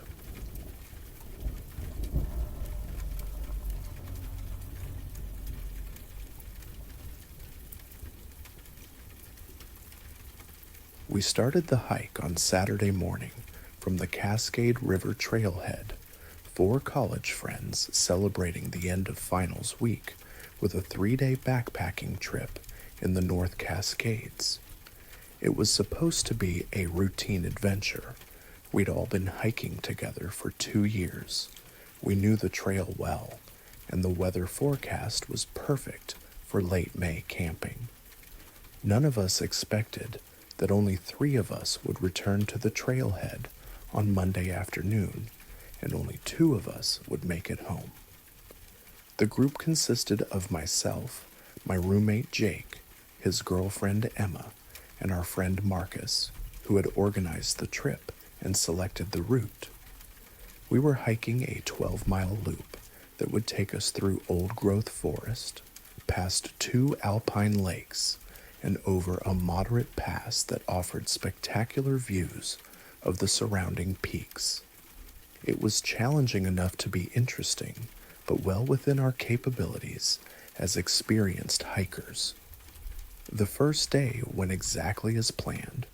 We covered 8 miles, set up camp beside Lake Catherine, and spent the evening cooking dinner over our camp stove while watching the sunset reflect off the water. The conversation was typical for our group. Discussions about post-graduation plans, jokes about professors we'd endured, and speculation about which trails we wanted to tackle next. Everything felt normal and comfortable, exactly the kind of relaxing trip we'd needed after a stressful semester. The second day started with clear skies and excellent trail conditions. We broke camp early and began the climb toward Cascade Pass, a moderate ascent through increasingly spectacular mountain scenery. Marcus was in his element, identifying wildflowers and geological formations while setting a steady pace that kept us moving efficiently without exhausting anyone. About 4 miles into the day's hike, we stopped for lunch at a scenic overlook that provided views across the valley we'd climbed from. Emma took photos while Jake and I consulted our maps to confirm our route for the afternoon. Marcus wandered a short distance from our lunch spot to examine some unusual rock formations that had caught his attention. That's the last time any of us saw Marcus as himself. After about 20 minutes, Jake called out to Marcus that we were ready to continue hiking. When Marcus didn't respond, we assumed he'd moved farther than we'd realized to get a better look at whatever geological features had interested him. Jake went to find him while Emma and I finished packing our lunch gear. Jake returned 5 minutes later with Marcus walking beside him, but something was wrong in a way that I couldn't immediately identify. Marcus looked exactly the same. Same clothes, same backpack, same physical appearance, but his demeanor had changed completely. The animated enthusiasm he'd shown all morning was gone, replaced by a blank, distant expression that made it seem like he was barely aware of our presence. I asked as Marcus approached our lunch spot. Marcus looked at me for several seconds before responding, as if he needed time to process the question. "Fine," he said finally, in a flat tone that bore no resemblance to his usual animated way of speaking. Emma and I exchanged glances, both of us clearly noticing that something was off about Marcus's behavior. But Jake didn't seem to have observed anything unusual, and when I quietly asked him if Marcus had seemed okay when he'd found him, Jake just shrugged and said Marcus had been looking at rocks and seemed normal. We continued hiking, but Marcus's behavior became increasingly strange as the afternoon progressed. He walked mechanically, maintaining perfect pace and following the trail accurately, but he showed no interest in the scenery that had fascinated him earlier. When Emma pointed out a particularly spectacular view, Marcus glanced in the direction she indicated, but showed no reaction or response. Most unsettling was his complete silence. The Marcus we knew was constantly talking, sharing information about the local ecology, making observations about trail conditions, cracking jokes about our hiking pace. But this Marcus spoke only when directly questioned, and his responses were minimal and emotionless. Maybe he's just tired, Emma suggested, when we stopped for a water break. But I was becoming increasingly convinced that something was seriously wrong. Marcus's body language was different, too controlled, too mechanical. His facial expressions were vacant in a way that suggested he wasn't really present, despite walking and responding to basic questions. As late in the afternoon, we reached our planned campsite beside Ptarmigan Lake. Setting up camp should have been a familiar routine, but Marcus's participation was robotic and minimal. He assembled his tent correctly, but without any of the efficiency or familiarity he'd always shown. He ate dinner mechanically, responding to conversation with single-word answers that contributed nothing to our usual group dynamic. Jake finally noticed that something was wrong when Marcus went to bed at sunset without participating in our traditional evening discussion about the next day's route. "He's definitely not feeling well," Jake said. But Emma and I were becoming seriously concerned that Marcus's condition was more than simple illness or fatigue. There was something fundamentally different about his behavior, as if the person we knew had been replaced by someone who looked identical but lacked all the personality traits that made Marcus himself. That night, I was awakened around 2 a.m. by sounds coming from Marcus's tent. Not the normal sounds of someone shifting position or dealing with discomfort, but a strange rhythmic tapping that continued for nearly an hour. When I unzipped my tent to check on him, the tapping stopped immediately, and Marcus's tent appeared to be still and quiet. The next morning, Marcus emerged from his tent at first light, already dressed and ready to break camp. But instead of the usual morning routine of gradually waking up and discussing the day's plans over coffee, he began packing his gear immediately, working with mechanical efficiency while showing no interest in breakfast or conversation with the rest of us. Emma asked. Marcus looked at her with the same vacant expression he'd displayed since Jake had found him at the rock formations. "Oh, time to go," he said in that same flat tone. We broke camp and began the final day's hike, a 6-mile descent that would take us back to the trailhead where we'd parked our cars. Marcus maintained his position in our hiking order, following the trail accurately and keeping pace, but he showed no recognition of familiar landmarks or interest in the changing scenery as we descended through different ecological zones. About 3 miles from the trailhead, Marcus simply stopped walking. We'd been hiking in single file down a steep section of trail with Marcus second in line behind me when I realized that the footsteps behind me had ceased. I turned around to see Marcus standing motionless on the trail, staring into the forest with that same blank expression. I called. He didn't respond or acknowledge that I'd spoken. Jake and Emma, who had been behind Marcus in the hiking order, approached and tried to get his attention, but Marcus remained completely still, as if he'd been turned off like a machine. We spent 20 minutes trying to communicate with Marcus, waving hands in front of his face, asking questions, even gently shaking his shoulders. But he showed no response to any stimuli, remaining perfectly motionless while staring into the trees beside the trail. Jake suggested that Marcus might be having some kind of medical emergency, a seizure or neurological episode that was causing his unresponsive state.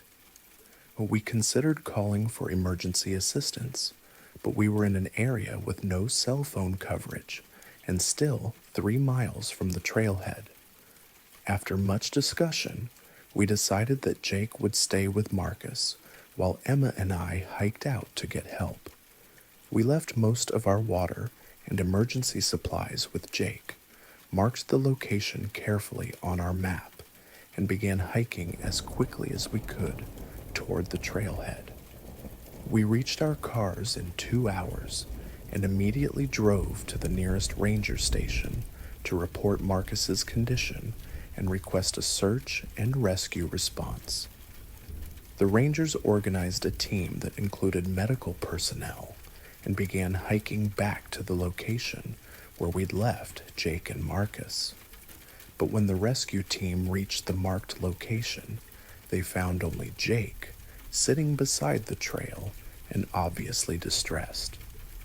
Marcus was gone, and despite extensive searching of the surrounding area, no trace of him was ever found. Jake's account of what happened was deeply disturbing.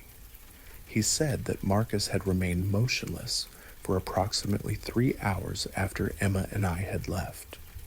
Then, without any warning or change in expression, Marcus had walked directly into the forest, moving through the dense undergrowth with purpose and determination despite the difficult terrain.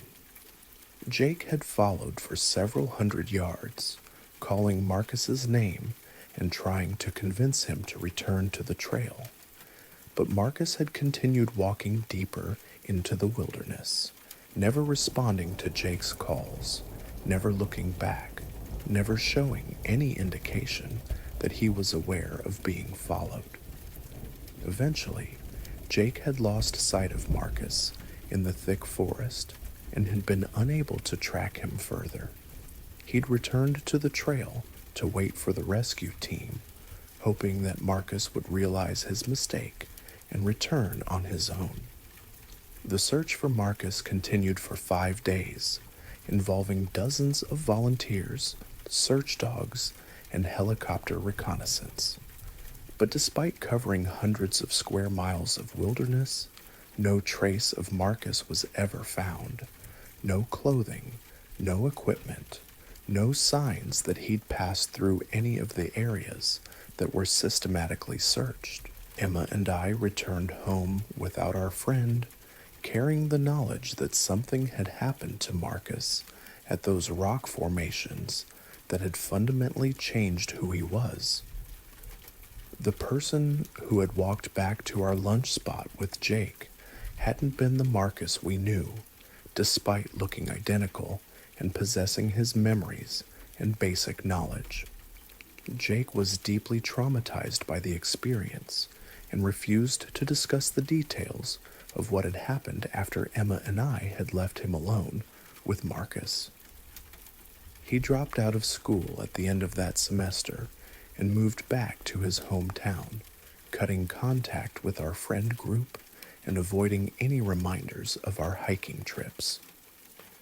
Emma and I tried to maintain some normalcy, but our friendship never recovered from the shared knowledge that we'd lost Marcus to something that we couldn't understand or explain. We both graduated, but we've rarely spoken since, each of us carrying the burden of questions that have no answers and memories that don't fit into any rational framework. I've never returned to the North Cascades, and I've never been able to enjoy hiking the way I did before that trip. The wilderness that once felt like a refuge now seems filled with possibilities that are too dangerous to risk encountering. Somewhere in those mountains, something took our friend and left behind a copy that looked right but was fundamentally wrong, a replacement that eventually walked away into the forest to join whatever had created it.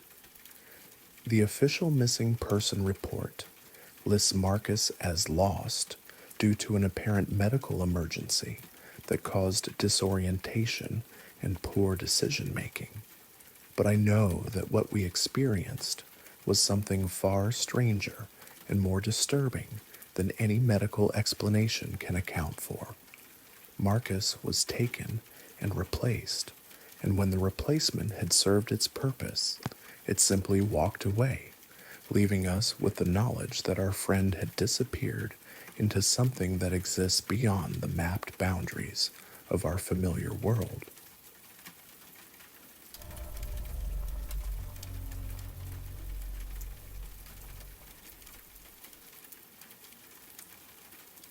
I'd been working as a seasonal fire spotter for the Forest Service for 3 summers, spending my days in remote lookout towers, scanning the horizon for smoke plumes and radio coordinates to dispatch teams. It was solitary work that suited my temperament, and I'd grown comfortable with the isolation and the long hours of vigilant observation. What happened during my assignment to the Bear Creek Tower in August 2022 challenged my understanding of what kinds of threats a fire lookout might encounter in the wilderness. Bear Creek Tower sits on a ridge in the Cascade Range, about 40 miles southeast of Bend, Oregon. It's one of the more remote stations in the district, accessible only by a narrow dirt road that takes nearly 2 hours to navigate from the nearest paved highway. The tower itself is a classic design from the 1950s, a small cabin mounted on steel legs about 60 feet above the forest floor, with windows on all 4 sides, providing a 360-degree view of the surrounding wilderness. I'd been assigned to Bear Creek for a 2-week rotation, relieving another spotter who'd requested an early transfer back to civilization. I didn't think much of it. Some people aren't cut out for the solitude that comes with fire tower duty. The first few days at Bear Creek were routine. The weather was dry and clear, perfect fire conditions that required constant vigilance. I spent my days scanning the forest with binoculars, monitoring weather instruments, and filing regular reports with the district office. The nights were peaceful, filled with the usual sounds of wilderness life: owls calling, small animals moving through the underbrush, the distant howl of coyotes somewhere in the valleys below. It was on my 4th night that I first noticed something unusual.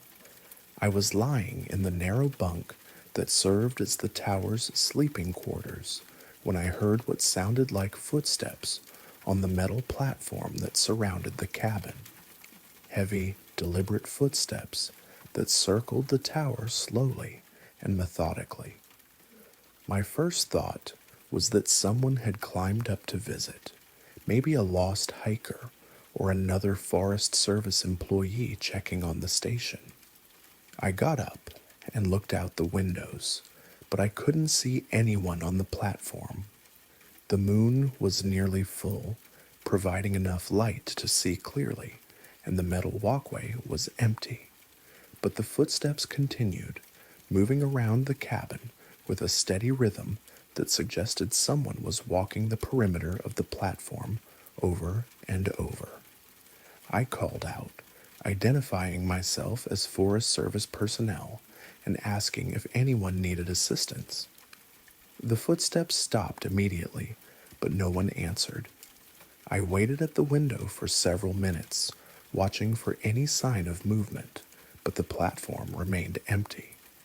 Eventually, the footsteps resumed, continuing their slow circuit around the cabin. I grabbed a flashlight and went outside to investigate. The platform was definitely empty. No one was there. No signs that anyone had been there.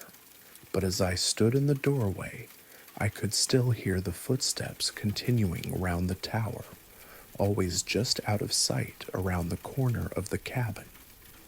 When I walked to where the sounds were coming from, They would shift to a different part of the platform, as if whatever was making them was deliberately staying out of view.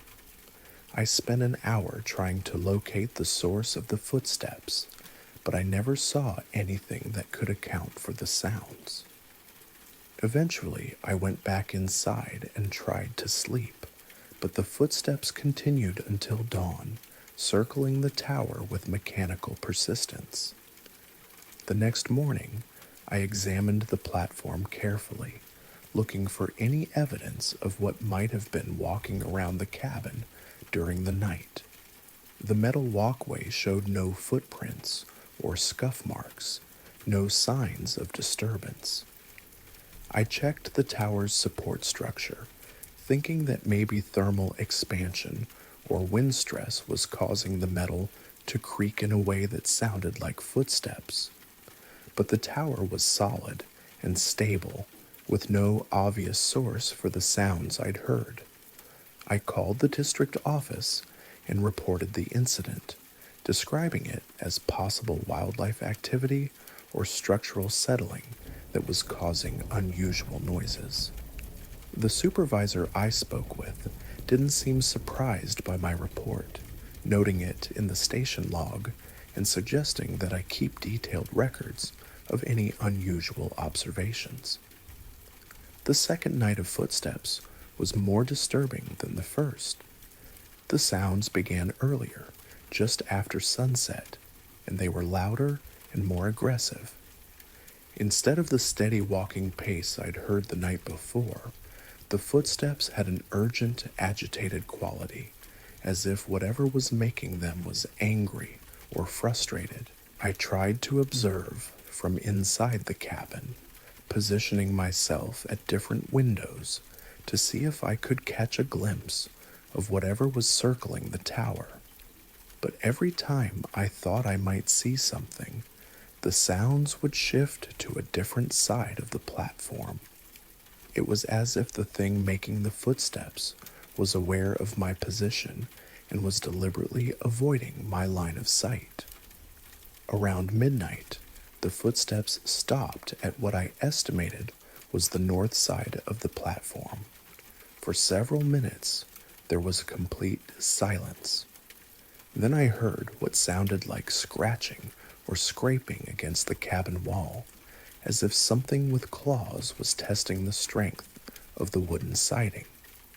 I grabbed my radio and tried to contact the district office, but the signal was weak and filled with static. Remote fire towers often have communication problems at night due to atmospheric conditions, so I wasn't immediately concerned about the radio failure. But the timing felt ominous, as if whatever was outside the cabin was somehow interfering with my ability to call for help. The scratching sounds continued for about 10 minutes, moving around the cabin and occasionally pausing at the windows. I could hear what sounded like breathing just outside the glass, heavy and rhythmic. But when I looked out, I saw nothing but darkness and the faint shapes of distant trees. On the third night, I was prepared. I'd positioned cameras at several windows, set up motion-activated recording equipment, and prepared detailed documentation of everything I was experiencing. If something was circling the tower, I was determined to capture evidence of what it was. The footsteps began just after 8 p.m., but this time they were accompanied by other sounds, low vocalizations that sounded almost human, but with an odd quality that made them deeply unsettling. The sounds were like someone trying to speak, but having difficulty forming words, creating a mixture of growls and syllables that occasionally resembled human speech. I reviewed the recordings the next morning, but the audio was strangely distorted. The footsteps were clearly audible, but they sounded hollow and echoing, as if they were being made by something much larger and heavier than human feet. The vocalizations were even more disturbing on playback, They definitely contained elements of human speech, but stretched and modified in ways that made them sound like recordings played at the wrong speed. The video footage was even more puzzling. The cameras clearly showed the empty platform throughout the night, but the audio track recorded the footsteps and vocalizations with perfect clarity. Whatever was circling the tower was making real sounds that could be recorded, but it wasn't visible to electronic sensors. By the fourth night, I was seriously considering abandoning my assignment and returning to the district office. But I'd committed to a 2-week rotation, and I was reluctant to leave my post without a better understanding of what was happening. I decided to try a more direct approach. When the footsteps began that evening, I went outside with a powerful spotlight and positioned myself in the center of the platform. Instead of trying to chase the sounds around the tower, I stood still and waited for whatever was making them to come to me. The footsteps continued circling, but they gradually moved closer to where I was standing. I could hear them clearly now, heavy impacts on the metal walkway that made the entire platform vibrate slightly. But my spotlight revealed nothing, just empty space where the sounds indicated something large should have been walking. Then the footsteps stopped directly in front of me, maybe 3 feet away. I could hear breathing, heavy and labored, and I could feel warm air moving past my face, as if something large was exhaling in my direction. But there was nothing there, nothing visible, nothing that cast a shadow, nothing that my spotlight could illuminate. I spoke to whatever was standing in front of me, identifying myself and asking what it wanted. The breathing stopped, and for a moment there was a complete silence. Then I heard a voice, low and raspy, speaking words that sounded like English but were difficult to understand. Watch, it said, each word separated by long pauses, as if speaking required enormous effort. Always. Watching. Never. I asked what it meant, but the presence had moved away. The footsteps resumed their circuit around the tower, and the voice didn't speak again that night. I completed my 2-week assignment at Bear Creek Tower, documenting each night's encounters with whatever entity was circling the station. The pattern never varied, footsteps beginning at sunset, continuing until dawn, occasionally accompanied by vocalizations or the sound of scratching on the cabin walls. But I never saw anything that could account for the phenomena, despite constant observation and multiple recording devices. When I returned to the district office, I filed a detailed report of my experiences, including audio recordings and suggestions for further investigation. The supervisor who reviewed my report wasn't surprised by its contents, noting that Bear Creek Tower had a long history of unusual incidents reported by fire spotters. He showed me a file containing similar reports dating back to the 1960s, multiple accounts of footsteps circling the tower, vocalizations that sounded almost human, and the consistent sense that something was keeping watch over the fire station. Several spotters had requested early transfers, and a few had abandoned their posts entirely rather than spend another night in the tower. I learned that the Bear Creek area had been the site of a major forest fire in 1953, before the current tower was built. A fire spotter named William Hendricks had died in that fire, refusing to abandon his post despite evacuation orders. His body had been found in the burned remains of the original tower, still at his observation post, still trying to radio coordinates of the fire's progress. The supervisor suggested that what I'd encountered might be Hendrix's spirit, still maintaining his vigil, still watching for fires that threatened the forest he'd died protecting. It sounded like folklore, but it was the only explanation that accounted for the consistency of reports over 6 decades. I never requested another assignment to Bear Creek Tower, but I think about those nights often. Somewhere in the Cascade Range, 60 feet above the forest floor, something continues to circle a fire lookout tower, keeping watch over wilderness that it's been protecting for over 70 years. The entity that died at his post in 1953 is still on duty, still scanning the horizon for smoke, still maintaining the vigil that cost him his life, but earned him a kind of immortality. Fire spotters are taught to watch for threats that might endanger the forest, but they're not prepared for the possibility that the forest itself might be watched over by guardians who refuse to abandon their posts even in death. Bear Creek Tower is never truly unmanned. It's always under observation by someone who understands better than anyone the importance of constant vigilance in protecting the wilderness from the fires that can destroy it in a matter of hours.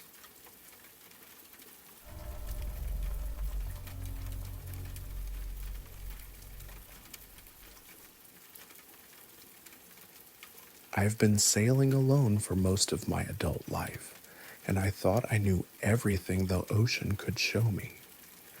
I'd seen bioluminescent plankton turning night swells into liquid starlight, witnessed the strange calm that settles over the water during a solar eclipse, and even encountered a pod of whales that surfaced so close to my boat I could have touched them. But what I saw during a solo crossing from San Diego to Hawaii in August of 2021 was unlike anything I'd experienced in 30 years of deep water sailing. I was 4 days out from the coast, maybe 800 miles southwest of Los Angeles, sailing my 36-foot sloop through waters that were deeper than Mount Everest is tall. The wind had been light but steady, and I was making good time toward the Hawaiian Islands, following a route I'd sailed twice before.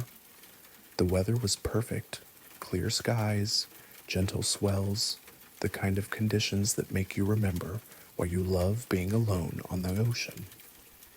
It was around 10 p.m., and I was sitting in the cockpit checking my position on the GPS when I noticed something unusual in the water about 50 yards off my starboard bow.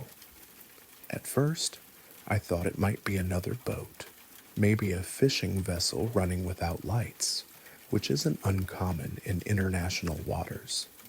But as I watched more carefully, I realized I was looking at a glow coming from beneath the surface of the water. The glow was green, bright enough to be clearly visible, but soft enough that it didn't hurt to look at directly. It appeared to be moving in the same direction I was heading, maintaining a steady distance from my boat. Initially, I assumed it was some kind of marine life, perhaps a large school of fish or a whale disturbing bioluminescent plankton. I'd seen similar phenomena before, though never quite so bright or so well defined. I changed course slightly to get a better look, adjusting my heading to bring the light closer to my boat. As I approached it, I could see that the glow was coming from something much larger than I had initially thought. It wasn't a school of fish or a single large animal. It was a structured light source, maybe 30 or 40 feet in diameter, moving through the water with purpose and direction. The light maintained its position relative to my boat as I sailed toward it, which should have been impossible if it was a natural phenomenon. Ocean currents, marine life, Even large whales don't adjust their course to match a sailing vessel. Whatever was creating this glow was actively positioning itself in relation to my boat, keeping pace with my 6 knot speed while remaining at a consistent depth of maybe 20 or 30 feet below the surface. I tried to get a better view by leaning over the side rail and using a flashlight to penetrate the water, but the beam seemed to be absorbed by the ocean long before it could reach the source of the green glow. The light from below was steady and uniform, with no visible beam or cone extending upward. It simply existed as a disk of pale green illumination moving silently through the dark water. After about 20 minutes of parallel travel, the light began to move closer to my boat. I could see it clearly now, a perfect circle of green radiance maybe 40 feet in diameter, rising slowly toward the surface. As it ascended, the glow became brighter and more defined, and I started to make out what looked like a solid structure within the light, something dark and metallic that seemed to be the source of the illumination. When the object reached a depth of maybe 10 feet, it stopped rising and began to move directly beneath my hull. I could hear my depth sounder registering the object as it passed underneath, beeping rapidly as it detected something large in the water column below my keel. The green light was so bright now that it illuminated the underside of my boat, casting an eerie glow on the white fiberglass hull. I grabbed my camera and tried to photograph what I was seeing, but the images came out poorly, just dark water with a vague green tint that didn't capture the intensity or definition of what I was observing with my naked eyes. It was as if the light existed in a spectrum that cameras couldn't properly record, visible to human vision, but somehow beyond the range of electronic sensors. For about 10 minutes, the object remained directly beneath my boat, matching my speed exactly. I could feel a subtle vibration through the hull, not quite sound, but a physical sensation that suggested the object was generating some kind of energy field.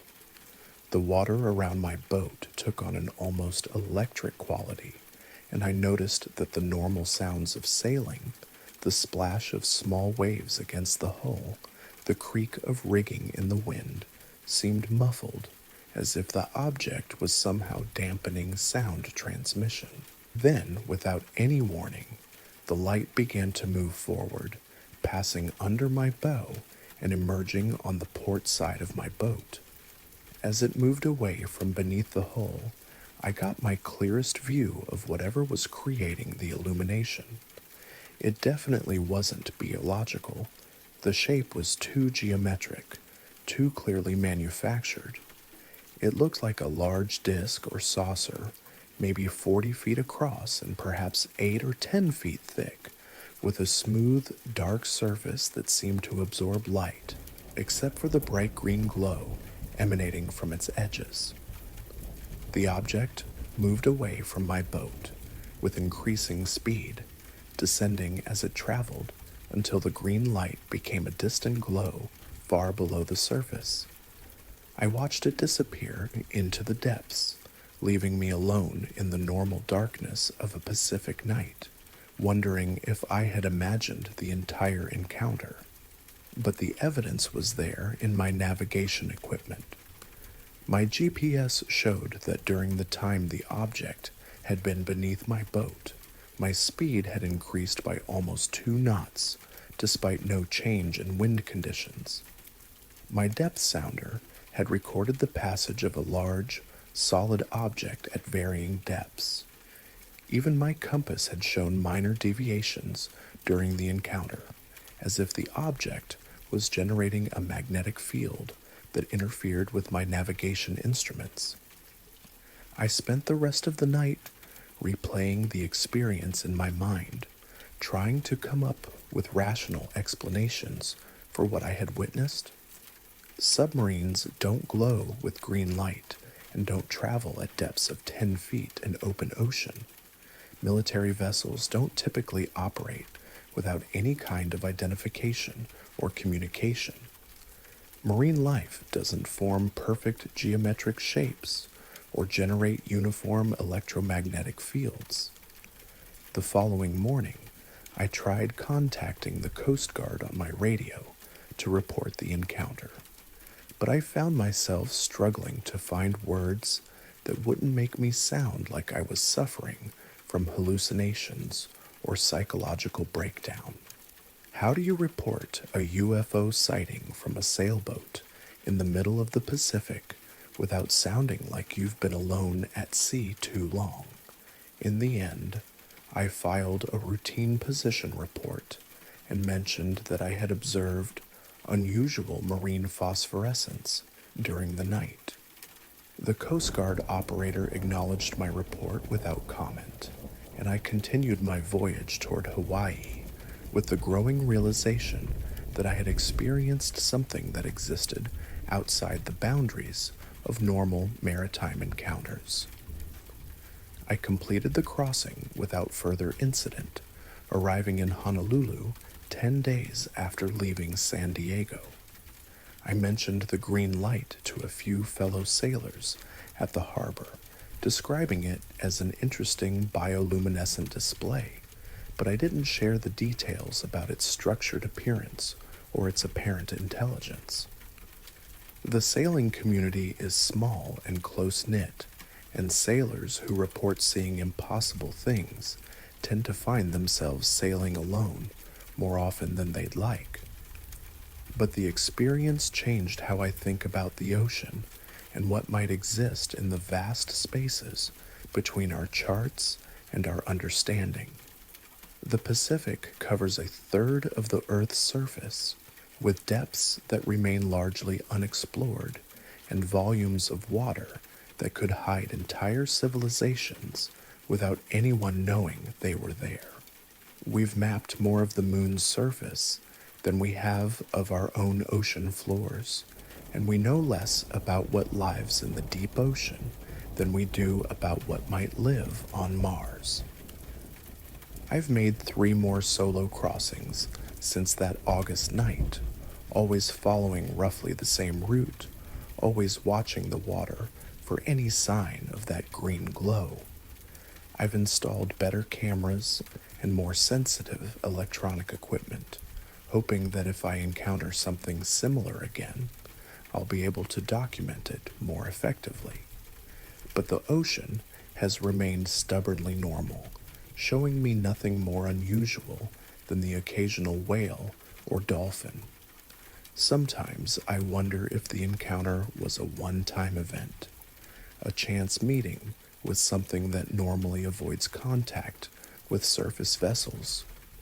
Other times, I think it might have been a deliberate encounter, that whatever intelligence was operating, that craft specifically chose to reveal itself to a lone sailor who would have no credible way to prove what he had seen.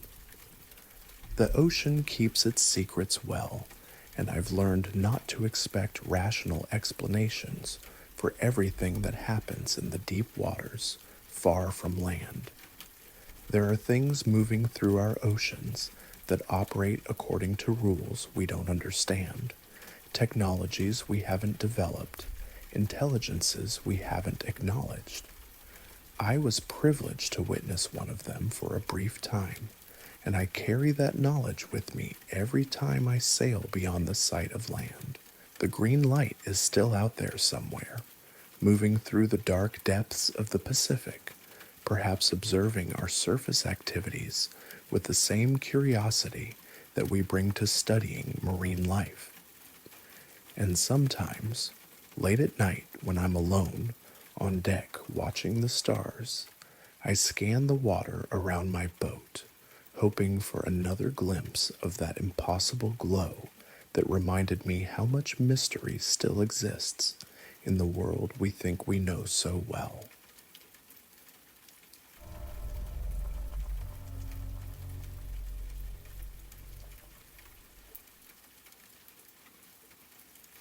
My cousin Jake and I were exploring the abandoned property behind his family's farm in rural Nebraska when we found the barn that wasn't supposed to exist. Jake's grandfather had owned that land for 60 years, and according to family records, the only structures on the property were the main farmhouse, a grain silo, and a small equipment shed. But there it was, maybe half a mile from the nearest road, hidden in a grove of cottonwood trees that had grown up around it like nature was trying to keep it secret. It was August 2022, and we were both home from college for the summer. Jake was studying electrical engineering at Iowa State, and I was working on a computer science degree at UNL. We had decided to spend a weekend mapping the extent of his family's property using GPS units and satellite imagery, partly out of curiosity and partly to help his grandfather with some insurance documentation that required precise boundary surveys. The barn appeared on older aerial photographs dating back to the 1970s, but it wasn't on any recent surveys or property maps. It was as if someone had deliberately omitted it from official records, allowing it to fade from documentation while remaining physically present on the landscape. The structure itself was unremarkable, standard Midwest agricultural construction, maybe 40 feet by 60 feet, with weathered wood siding and a metal roof that had seen better days. What made the barn extraordinary was what we found inside. The interior had been completely gutted and converted into something that looked like a cross between a data center and a radio observatory. Banks of electronic equipment lined the walls: servers, monitoring devices, transmission equipment, and computer systems that appeared to be decades more advanced than anything either of us had encountered in our engineering coursework. Everything was connected by thick bundles of coaxial cable and fiber optic lines that converged on a central hub near the back of the barn. The most striking feature was the satellite dish mounted on the roof, visible through a large opening that had been cut in the ceiling. It was enormous, maybe 20 feet in diameter, and constructed with a precision that suggested military or aerospace applications rather than civilian communications. The dish was pointed at a specific angle toward the southern sky, and it rotated slowly and smoothly on motorized gimbals that allowed it to track whatever satellite it was communicating with. Jake and I spent the first hour just walking through the facility, trying to understand the scope and purpose of what we'd discovered. The equipment was obviously expensive and sophisticated, but much of it was labeled with manufacturer names and model numbers that neither of us recognized. Some devices had no labeling at all, just cryptic alphanumeric codes that might have been internal inventory numbers. What struck us both was how well maintained everything appeared to be. Despite the barn's aged exterior, the interior was clean, climate-controlled, and obviously still operational. Indicator lights blinked on various pieces of equipment, cooling fans hummed quietly, and several computer monitors displayed streams of data in formats that looked like nothing we'd ever seen in our computer science classes. We tried to access some of the computer terminals, but they were all password protected or required authentication methods that we couldn't bypass. The screens we could observe showed what appeared to be signal processing displays, spectrograms, frequency analyses, and data streams that suggested the facility was monitoring or intercepting communications from multiple sources simultaneously. Jake noticed that one wall was covered with what looked like a massive circuit diagram, hand-drawn schematics that showed the interconnections between all the equipment in the facility. The diagrams were incredibly detailed and precise, but they depicted circuit architectures that neither of us had encountered in our engineering studies. Some of the components shown in the schematics didn't match any standard electronic symbols we knew. This looks like someone's been designing custom hardware, Jake said, studying the wall diagrams. I was more interested in the data streams visible on the accessible monitors. The displays showed what appeared to be real-time signal interception from multiple sources, radio communications, satellite transmissions, and data protocols that I couldn't identify. Some of the intercepted signals appeared to be encrypted military communications. Others looked like civilian radio traffic, and a few seemed to be formats that didn't match any standard communication protocols. We spent hours documenting what we could with our phones, taking photos of the equipment, the wall diagrams, and the data displays. But every time we tried to record video of the monitor screens, the cameras would malfunction, either producing corrupted files or simply failing to capture the screen content, despite working perfectly for everything else in the facility.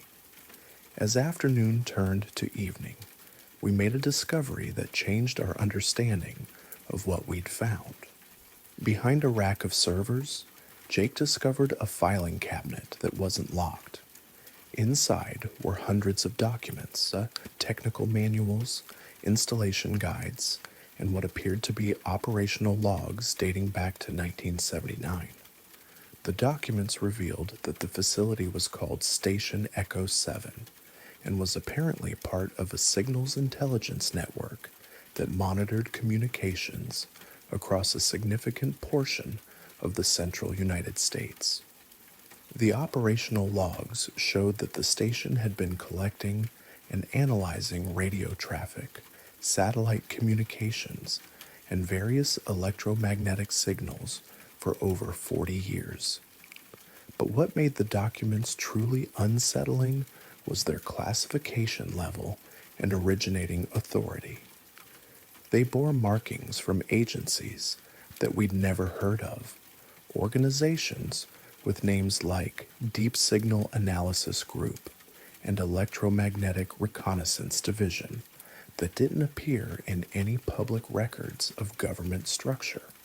Some of the technical manuals described equipment capabilities that seemed to exceed anything we knew existed in the civilian world. References to quantum signal processing, temporal frequency analysis, and dimensional electromagnetic monitoring suggested technologies that sounded more like science fiction than operational intelligence gathering. One entry from 1987 described intercepting a transmission that appeared to be a conversation between multiple parties, conducted in English, but originating from a point in space where no known satellites or spacecraft were located. Another entry from 1995 documented the reception of what appeared to be radio communications from a source that was simultaneously transmitting from multiple locations hundreds of miles apart. Jake and I copied as many documents as we could, taking photos of the most significant technical specifications and operational logs. But as we prepared to leave the facility, we made a final discovery that convinced us we were in over our heads. In a locked room that we'd managed to open using tools from Jake's truck, we found what appeared to be a communication center with equipment that was actively transmitting. Multiple radio and satellite communication systems were operational, sending streams of data to destinations that weren't identified on any of the control panels. Most unsettling was a wall mounted display that showed a real time map of the United States with hundreds of blinking dots scattered across the country. S. According to the display, our station Echo 7 was just one node in a vast intelligence gathering system that had been operating in secret thus for decades. We left the facility as the sun was setting, both of us overwhelmed by the implications of what we'd discovered.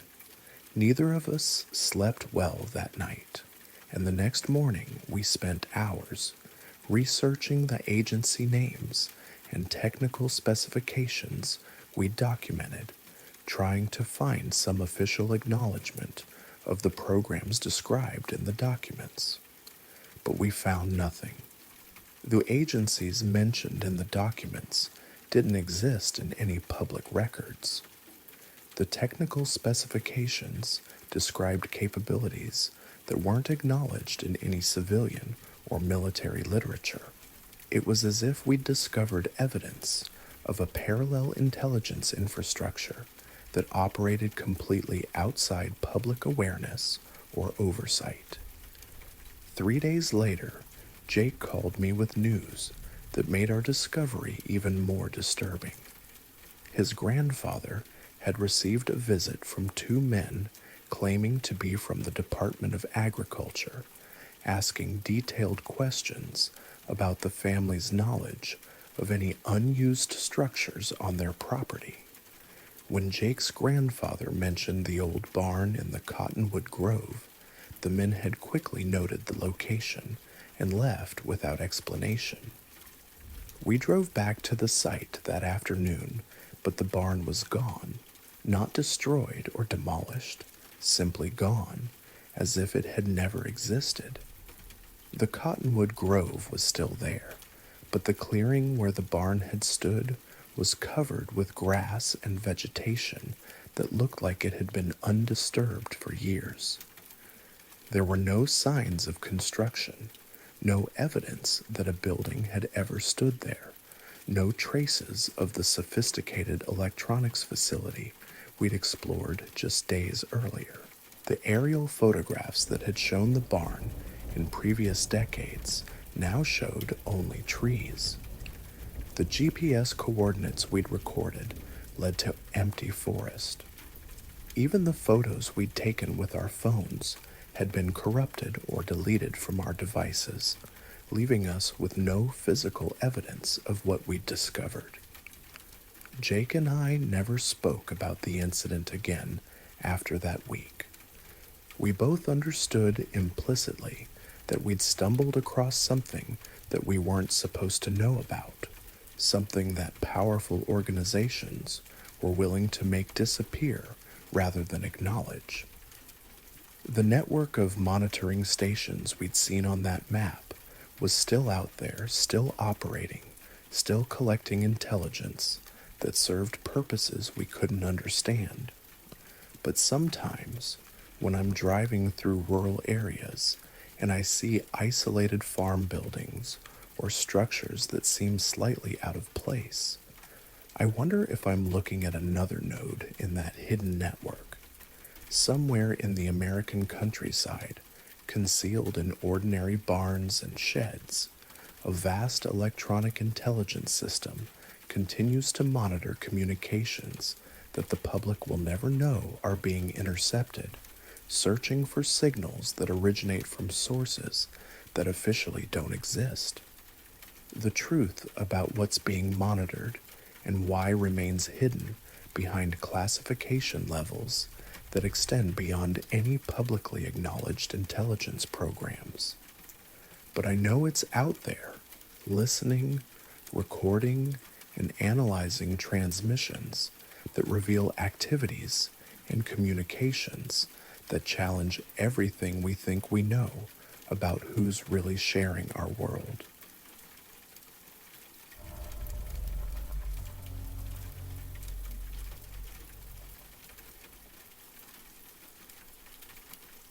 I've lived in Oklahoma for 37 years, and I thought I'd seen every kind of weather the plains could throw at you. tornadoes that could level entire neighborhoods, hailstorms that turned summer afternoons into winter battlefields, and thunderheads so massive they looked like mountains of black marble reaching toward space. Growing up in Tornado Alley teaches you to read the sky the way sailors read the sea, to recognize the subtle signs that separate ordinary bad weather from the kind that makes the evening news. But nothing in my experience prepared me for what happened on the afternoon of August 15th, when the storm that came through our county violated every rule of meteorology I thought I understood. It started normally enough. I was working in my garden around 2 o'clock, pulling weeds from the tomato rows and checking the rain gauge that had been empty for 3 weeks. The drought had been brutal that summer, the kind that cracks earth into puzzle pieces and makes farmers stare at cloudless skies with expressions of quiet desperation. When I saw the first wisps of cumulus building on the western horizon, I felt the familiar hope that comes with any promise of moisture in a dry year. The clouds developed quickly, which wasn't unusual for August. By 2:30, they had darkened to the deep gray that usually means business, and I could see the telltale anvil shape forming at the top of the thunderhead. I gathered my tools and headed for the house, expecting a typical afternoon storm, maybe an inch of rain, some rumbling thunder, and the blessed relief of cooler air washing across the scorched landscape. But as I watched from my kitchen window, the storm began to behave in ways that made no sense. The clouds weren't moving from west to east, as they always did, carried by the prevailing winds across the Great Plains. Instead, they seemed to be rotating in place, spinning slowly like a vast pinwheel centered directly above our small town of Millbrook. The rotation was hypnotic, almost mechanical in its precision, as if the storm was being controlled by some invisible mechanism. The first drops of rain that hit my windows weren't water. They struck the glass with a sound like marbles being dropped, and when I looked more closely, I saw that each droplet was perfectly spherical, maintaining its shape instead of spreading across the surface as normal raindrops do. They rolled down the glass in straight lines, defying gravity in a way that made my eyes water just watching them. Then the real strangeness began.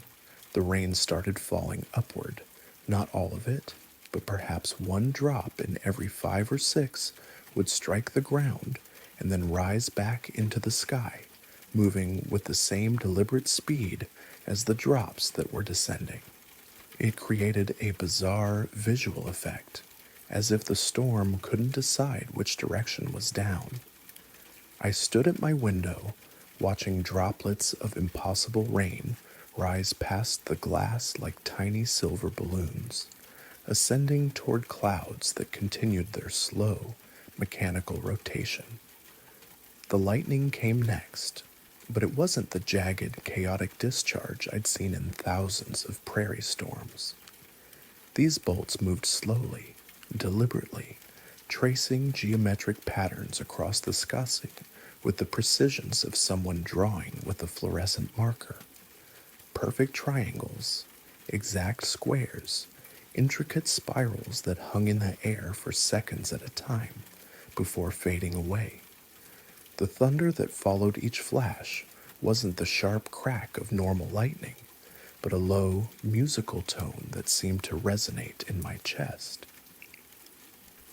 I tried to call my neighbor, Mrs. Henderson, to see if she was witnessing the same impossible weather, but my phone produced only static, not the crackle of interference, but a smooth, even hiss that sounded almost like whispering. I turned on the radio, hoping for a weather report or emergency broadcast, but every station carried the same soft static, as if all the frequencies had been taken over by some signal I couldn't decode. The storm intensified, though intensified isn't really the right word for what happened. The rotation of the clouds became more pronounced, and the upward falling rain increased until roughly half of all precipitation was moving in the wrong direction. The geometric lightning began forming more complex patterns, interconnected shapes that looked almost like circuitry or writing in some angular script I didn't recognize. Around 3:15, the wind stopped completely. Not the gradual dying of a breeze, but an immediate, absolute stillness that felt unnatural in a way that made my skin crawl. The leaves on my oak tree, which had been rustling constantly in the hot afternoon air, became perfectly motionless. Even the upward falling rain continued its impossible ascent in the absence of any detectable air movement. That's when I saw the funnel. It descended from the center of the rotating cloud mass, but it wasn't like any tornado I'd ever seen. Instead of the familiar gray-black rope of debris and destruction, this was translucent, almost crystalline, and it moved with the same deliberate precision as everything else about this storm. It touched down in the field behind my house, but instead of tearing up earth and vegetation, it seemed to be depositing something, small, bright objects that scattered across the ground like seeds. I grabbed my binoculars and focused on the area where the funnel had made contact. The objects it was leaving behind looked like drops of liquid metal, each one about the size of a marble, gleaming in the strange light that filtered through the rotating clouds. They weren't causing any damage to the grass or crops, just lying there on the surface of the field like silver coins thrown by some cosmic gambler. The funnel worked its way methodically across the landscape, visiting each field, each yard, each empty lot in our rural area. It never approached any buildings or caused any destruction, but everywhere it touched, it left behind those mysterious metallic droplets. The process took nearly an hour, and I watched the entire time, mesmerized by the purposeful way the phenomenon moved across our county. As suddenly as it had begun, the storm started to dissipate. The upward falling rain gradually ceased. The geometric lightning faded to normal jagged bolts, and the clouds began to move eastward in the conventional manner. By 5 o'clock, the sky had returned to its normal blue, and the only evidence of the impossible weather was the absence of wind and the strange metallic objects scattered across the landscape. I waited until the air was completely still before venturing outside to examine what the funnel had left behind. The objects were warm to the touch, with a surface that felt like smooth glass but looked like liquid mercury. They were heavier than they appeared, and each one was perfectly spherical, as if they had been manufactured rather than formed by natural processes. When I picked one up, it hummed softly, a sound so low I felt it more than heard it. I collected several of the objects, thinking I would take them to the university in the next county to have them analyzed. But when I checked on them the following morning, they had vanished, not broken or dissolved, but simply gone, leaving no trace on the cloth where I had placed them, except for small circular spots that were slightly warmer than the surrounding fabric. I drove around the county that day, talking to other residents about what they had experienced. Most people remembered a thunderstorm, but their descriptions varied wildly from what I had witnessed. Some recalled heavy rain and strong winds.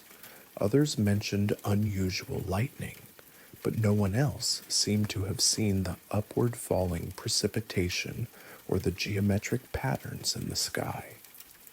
When I described the translucent funnel and the metallic objects, people looked at me with the kind of polite concern usually reserved for someone who might be suffering from heat exhaustion. The local weather service had no record of any unusual activity in our area that day. Their radar data showed a typical summer thunderstorm that had dropped about half an inch of rain across the county. When I pressed the meteorologist about the possibility of anomalous conditions, he suggested that severe weather can sometimes create optical illusions that make normal phenomena appear extraordinary. But I know what I saw. I have detailed notes, written while the storm was still in progress, describing every impossible aspect of what occurred that afternoon. I've researched atmospheric physics, consulted with experts in meteorology and climatology, even contacted universities that study rare weather phenomena. No one has been able to explain how rain can fall upward, how lightning can form geometric patterns, or how a tornado can deposit objects instead of destroying them. I've never seen another storm like it, though I watch the western horizon carefully every time clouds begin to build. Part of me hopes to witness such a phenomenon again, to have another chance to document and understand what happened. But a larger part of me is content to have experienced something that exists beyond the boundaries of normal weather, something that suggests the atmosphere itself might be capable of behavior that our instruments can't measure and our theories can't predict.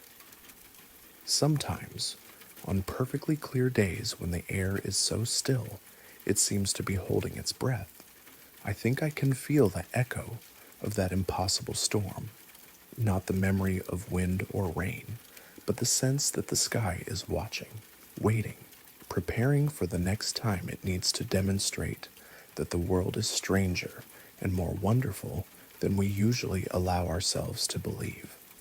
And sometimes, in the field behind my house, where the translucent funnel touched down, I find small warm spots in the earth, circular patches where the grass grows slightly differently, and the soil feels electric to the touch. Nothing dramatic, nothing that would attract scientific attention, but enough to remind me that some storms don't just bring rain and wind. They bring questions that have no answers and leave behind evidence that vanishes before it can be properly examined. I keep watching the sky, not because I expect to see another impossible storm, but because I know now that the atmosphere holds secrets we haven't discovered yet, patterns of behavior that exist outside our understanding of how weather works. And somewhere above the plains, where I've lived my entire life, the air itself might be alive in ways we've never imagined, capable of creating phenomena that challenge everything we think we know about the boundary between the possible and the impossible.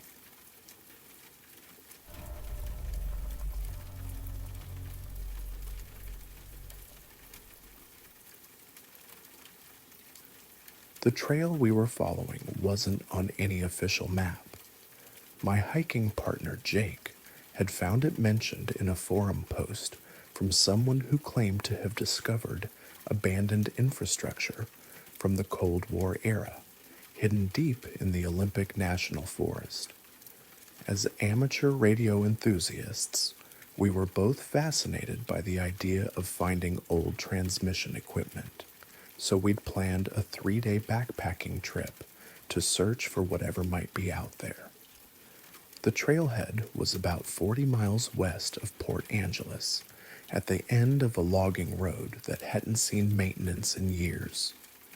We'd driven as far as we could in Jake's pickup truck, then loaded our packs and started hiking into terrain that felt increasingly remote with every mile. The forest was thick with Douglas fir and western hemlock, and the understory was dense enough that we could barely see 50 feet in any direction. We'd been hiking for about 6 hours when we found the first sign that we were on the right track, a concrete foundation overgrown with moss and ferns, barely visible beneath decades of forest debris. It was too large and too perfectly square to be natural, clearly the remnant of some kind of structure that had been built and then abandoned years ago. Jake and I spent 20 minutes clearing away the vegetation, revealing what looked like anchor points for guy wires and the remains of a grounding system. Definitely radio equipment, Jake said, examining the corroded metal fittings embedded in the concrete. Big stuff, too. We followed a barely visible path leading away from the foundation, marked by the occasional piece of rusted cable or ceramic insulator hanging from tree branches. The trail wound uphill through increasingly steep terrain, and after another 2 hours of climbing, we reached a ridge that offered our first clear view of the surrounding landscape. That's when we saw the tower. It was about half a mile away, rising from a small clearing on an adjacent ridge. From our vantage point, it looked like a standard radio tower, maybe 200 feet tall, lattice construction, with what appeared to be several antenna arrays mounted at different levels. What struck us immediately was how well maintained it looked. The metal appeared to be in good condition, with no obvious rust or structural damage, and the guy wires were taut and properly tensioned. That's strange, I said, studying the tower through binoculars. Jake was checking his GPS unit, trying to correlate our position with the topographic maps we'd brought. According to this, there's nothing here.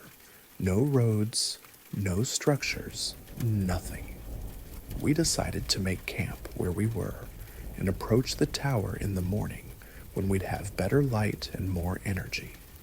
As we set up our tents, we could see a faint red light blinking at the top of the tower, the standard aircraft warning beacon that all tall structures are required to have.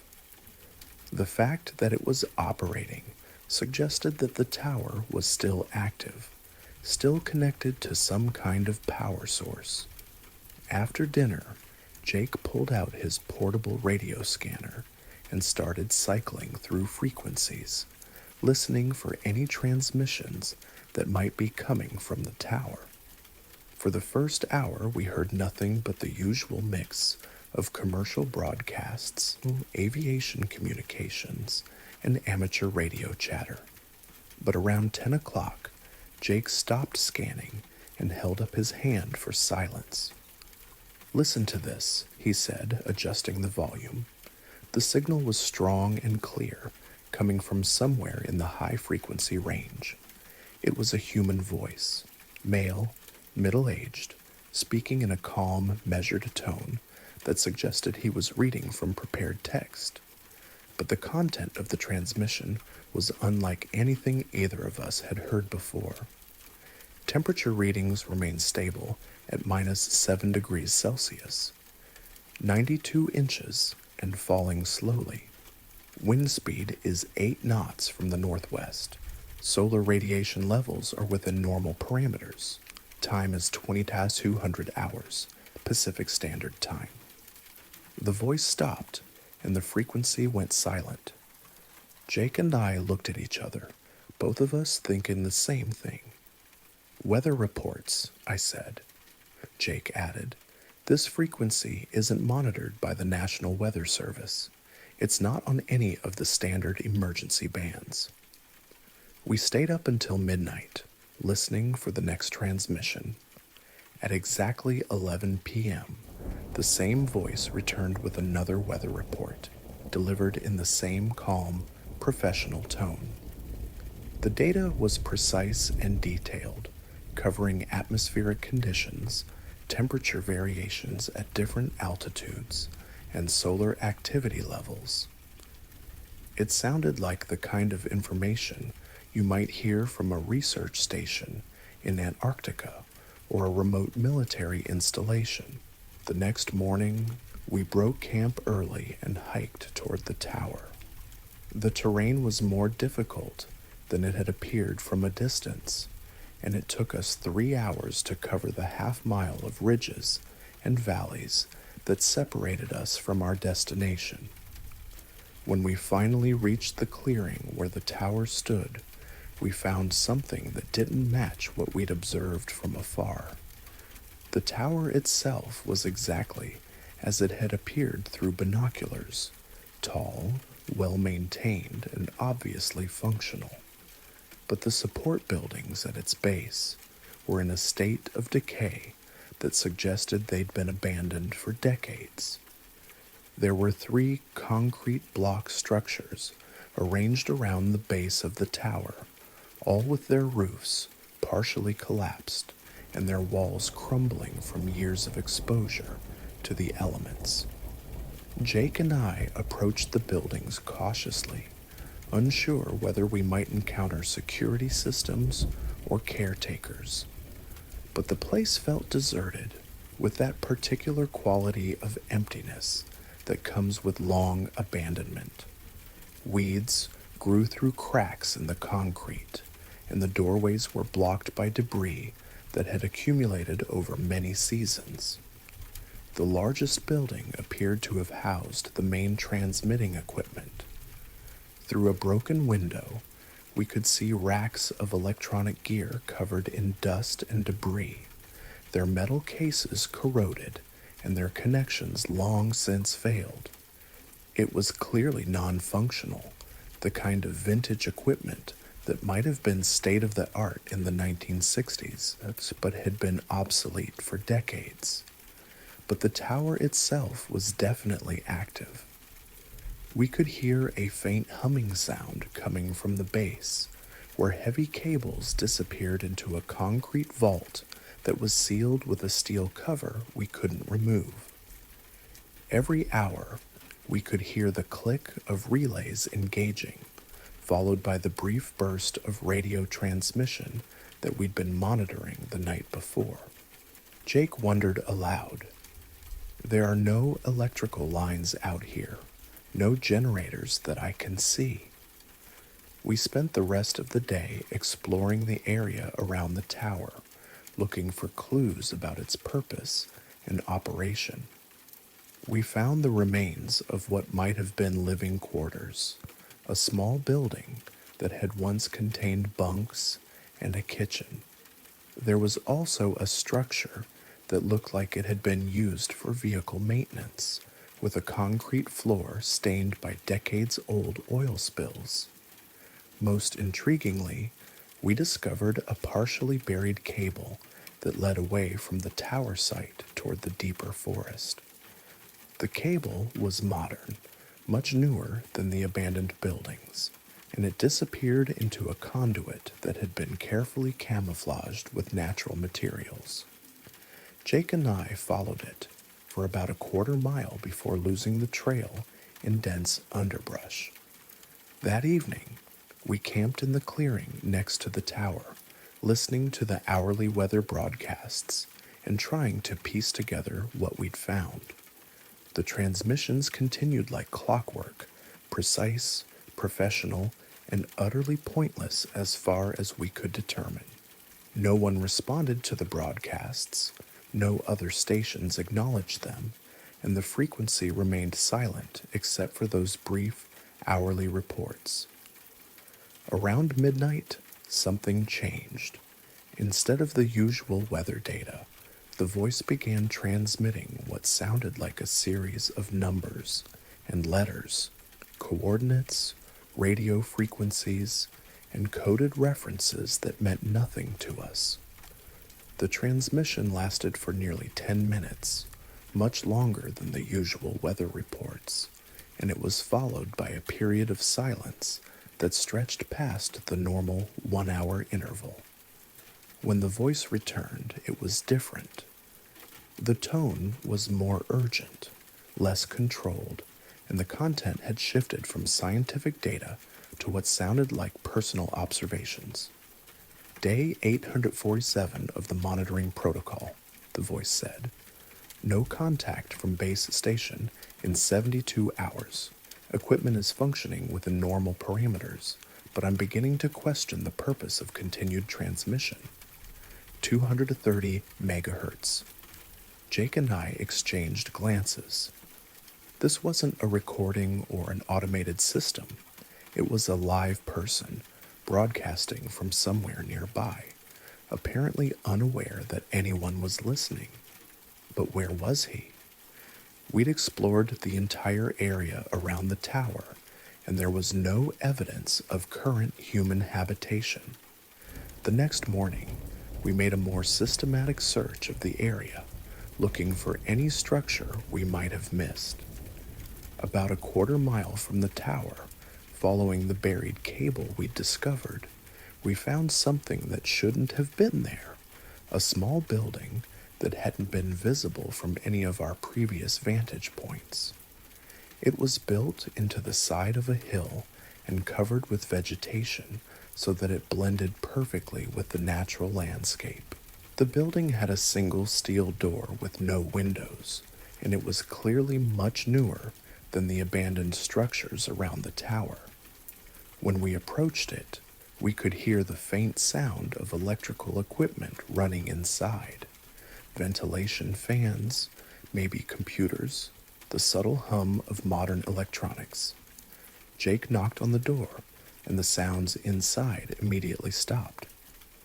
We waited for several minutes, but no one answered. When Jake knocked again, a voice called out from inside, the same voice we'd been hearing on the radio. The voice asked, "This is a restricted facility." "We're hikers," Jake called back. "We got lost and we're just trying to find our way back to the trail." There was a long pause before the voice responded. "That's impossible. No one comes out here." "We hiked in from the logging road about 10 miles east of here," I said. "We're amateur radio operators, and we were interested in the old tower." Another long pause. Then we heard the sound of multiple locks being disengaged, and the door opened just wide enough to reveal a man in his 50s with a graying beard and clothing that looked like it hadn't been changed in weeks. His eyes were wide and slightly unfocused, like someone who hadn't seen another human being in a very long time. "You can't be here," he said, his voice shaking slightly. "This is a classified monitoring station," Jake asked gently. The man's expression became confused, almost lost. "I don't know anymore," he admitted. "I've been sending the same data for over 2 years now. Temperature, pressure, atmospheric conditions. But no one ever responds. No one ever acknowledges the transmissions." He told us his name was Dr. Richard Morse, and that he was a meteorologist who had been assigned to this remote station as part of what he'd been told was a long-term atmospheric research project. He'd been living alone in the underground facility, following protocols that required him to broadcast weather data every hour and to maintain strict communication security. "But it's been 2 years," he said, his voice hollow with exhaustion. 2 years of the same routine, and I haven't had any contact with my supervisors since the first month. The supply drops stopped coming. The radio checks stopped happening." Jake and I spent the next hour talking with Dr. Morse, trying to understand his situation. It became clear that he was in serious psychological distress, isolated for so long that he'd begun to lose track of time and purpose. He showed us his living quarters, a small, cramped space filled with monitoring equipment and supplies that were clearly running low. We convinced him to come with us when we hiked out, promising to help him contact his superiors and get the answers he deserved. But when we reached the trailhead and Dr. Morse tried to call the phone numbers he'd been given, every one of them was disconnected. The organization that had stationed him at the tower seemed to have vanished, leaving him to continue his pointless broadcasts to an empty sky. It took weeks of investigation, but we eventually learned that Dr. Morse had been the victim of an elaborate psychological experiment conducted by a private research company that had since been dissolved and its principals thus scattered to other ventures. He'd been told he was participating in legitimate atmospheric research, but in reality, he was being studied to determine how long an isolated individual could maintain routine tasks without external validation or contact. Dr. Morse is doing better now. He's receiving treatment for the psychological trauma of his isolation, and he's found work with a legitimate weather monitoring organization. But sometimes, when I'm scanning the radio frequencies late at night, I think about that tower standing alone in the Olympic forest, still broadcasting its hourly weather reports to no one, still following protocols that were designed not to gather data, but to study the limits of human endurance. The experience changed how I think about the remote places in our world, the forgotten installations and abandoned projects that dot the landscape like scars from experiments we'd rather not remember. How many other Dr. Morses are out there, following orders that no longer have meaning, broadcasting to audiences that no longer exist, waiting for contact that will never come? The tower is still there, is still active. Jake and I reported its location to the authorities, but bureaucratic inertia means it will probably keep transmitting for years before anyone bothers to shut it down. And somewhere in the static between the stations, Dr. Morse's voice still echoes, reading weather data to the empty air, a ghost frequency carrying the message of a man who was forgotten by the people who sent him into the wilderness to wait.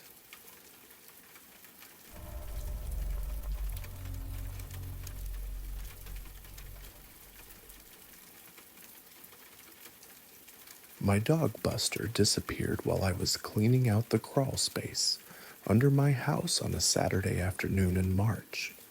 He was a curious beagle mix who had a habit of following me wherever I went, so when I started organizing storage boxes in the narrow space beneath my 1940s ranch house, he naturally squeezed in after me to investigate what I was doing.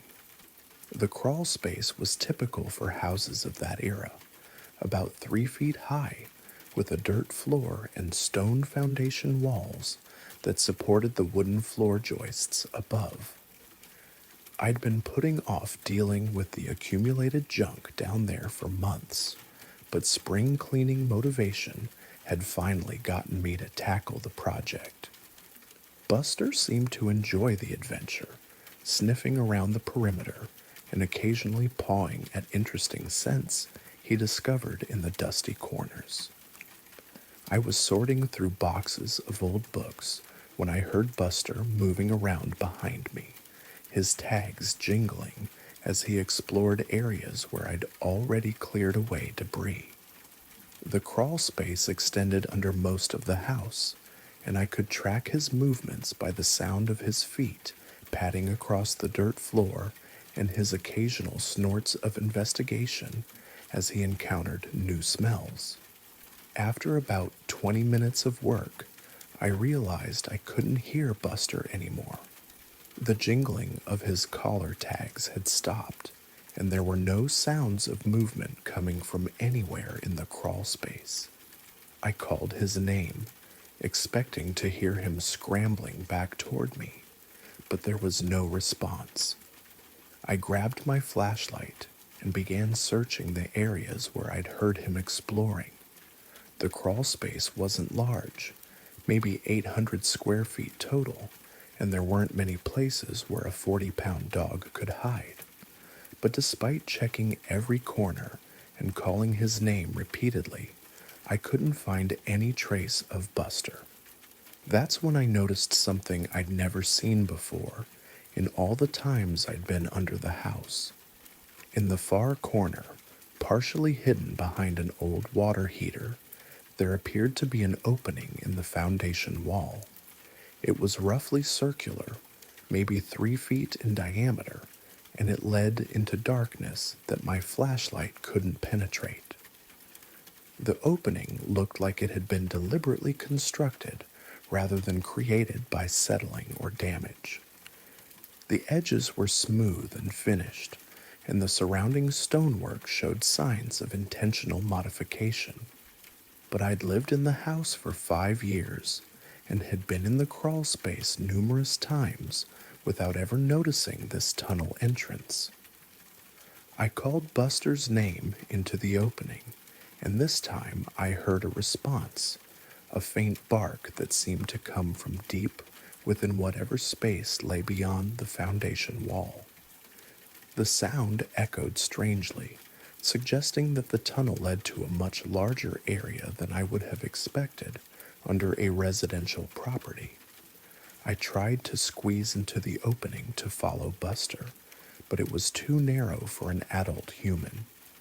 I could get my head and shoulders through, but my chest wouldn't fit through the remaining space. From what I could see with my flashlight, the tunnel extended straight back for several feet before curving out of sight. Buster barked again, and this time the sound seemed to be coming from above me rather than from the tunnel. I backed out of the opening and listened carefully, trying to locate the source of his barking. The sound was definitely coming from somewhere above the crawl space, apparently from inside the house itself.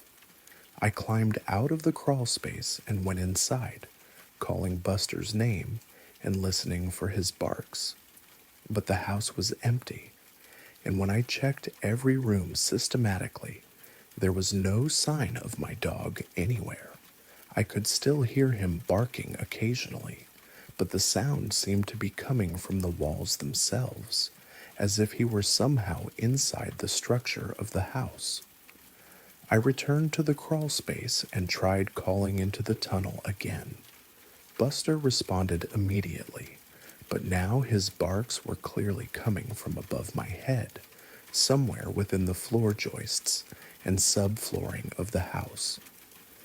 Somehow, the tunnel under the foundation had led him to a space that existed between the crawl space and the main floor, an area that shouldn't have existed according to the construction of the house. I spent the next hour trying different approaches to reach Buster. I removed several floorboards from inside the house, thinking I might be able to access whatever space he'd found, but I discovered only normal construction, floor joists, insulation, and electrical wiring. There was no evidence of any hollow space where a dog could be trapped.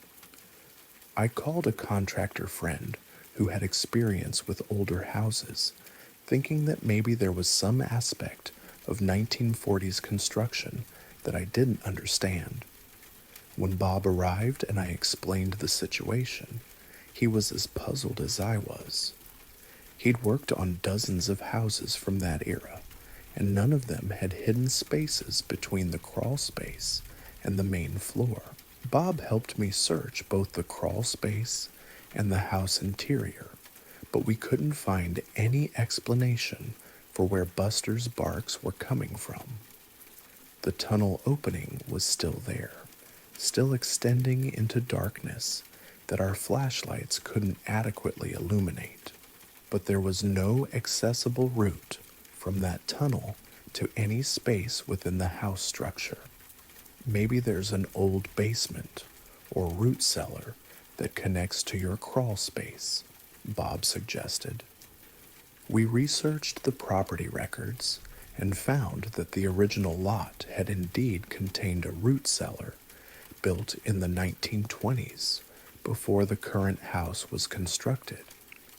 According to the building permits, the cellar should have been filled in and sealed when the foundation for the house was poured. But clearly, some portion of it remained accessible through the tunnel we'd discovered. Bob brought specialized equipment the next day, a probe camera that could be fed into the tunnel to see where it led. What we found was a stone-lined chamber directly under the center of my house, maybe 8 feet square and 6 feet high. The space was empty except for Buster, who appeared healthy and alert, but unable to find his way back to the tunnel entrance. The camera revealed that the chamber had multiple tunnel entrances at different levels, creating a network of passages that extended beyond what we could see. Some of the tunnels led upward, which explained how Buster's barks could be heard from above the crawl space.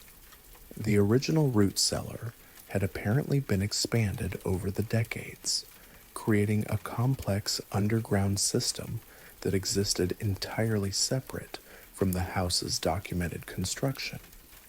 We managed to rescue Buster by enlarging the tunnel opening enough for Bob to squeeze through and carry him back to the crawl space. The dog seemed none the worse for his underground adventure, though he showed no interest in returning to the crawl space area for several weeks afterward. But the discovery of the hidden chamber raised more questions than it answered. The stonework was clearly old, consistent with 1920s construction, but some of the tunnels showed signs of more recent modification. Someone had been maintaining and expanding the underground system long after the original root cellar should have been abandoned. We found evidence of electrical wiring in some of the passages, though it wasn't connected to my house's electrical system. There were also signs that the chambers had been used for storage, metal shelving brackets embedded in the walls, and anchor points that suggested heavy equipment had once been installed. I sealed the tunnel opening after Buster's rescue, using concrete blocks and mortar to prevent any future access to the underground system. But I occasionally hear sounds coming from beneath the house, footsteps, voices, and mechanical noises that suggest the hidden chambers are still being used by someone who has access through entrances I haven't discovered. The property survey shows only my house and yard, with no indication of underground structures or easements that would allow others to access the space beneath my home. But clearly, the tunnel system extends beyond my property boundaries, connecting to other areas in ways that aren't documented in any official records. Buster's disappearance revealed that my house sits above a hidden infrastructure that predates and underlies the residential development of the neighborhood. Someone built and maintains an underground network that serves purposes I can't identify, using spaces that exist parallel to but separate from the ordinary domestic life happening above ground. I've learned to live with the knowledge that there's another world directly beneath my feet, a network of tunnels and chambers where people move and work according to schedules and purposes that remain hidden from surface observation. Sometimes I wonder if other houses in the neighborhood sit above similar systems, if the entire residential area is really just a cover for underground activities that operate beyond normal municipal oversight. Buster never showed any interest in returning to the crawl space, but occasionally he'll stop in certain parts of the house and bark at the floor, as if he can hear sounds from below that my ears can't detect. He knows there's something down there, something active and ongoing that exists in the space between the mapped world above ground and the unmapped world that extends through tunnels and chambers that were never supposed to exist.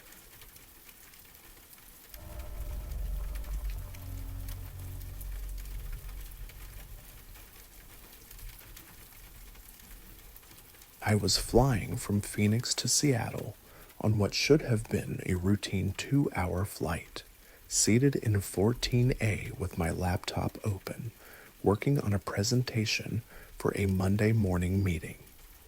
It was a clear Thursday evening in March, the kind of perfect flying weather that makes air travel feel almost boring in its predictability. I'd made this same trip dozens of times for work, and I barely looked up from my screen when the pilot announced we were beginning our descent into Seattle-Tacoma International. That's when I noticed we were flying over terrain that didn't look right for the approach to SeaTac. Instead of the familiar urban sprawl of the Puget Sound region, I was looking down at what appeared to be vast stretches of desert broken by geometric patterns that looked too regular to be natural formations. Perfect circles, straight lines extending for miles, and rectangular shapes that suggested massive construction projects in the middle of nowhere. I'd never seen anything like it during previous flights into Seattle. I checked my phone's GPS, but we were flying too high for it to get a reliable signal. The woman in the seat next to me was also looking out the window with a puzzled expression, and across the aisle, a man was taking photos of the landscape below with his phone camera. "This doesn't look like Washington State," the woman said quietly. I agreed, but before I could respond, the pilot's voice came over the intercom with an announcement that immediately got everyone's attention.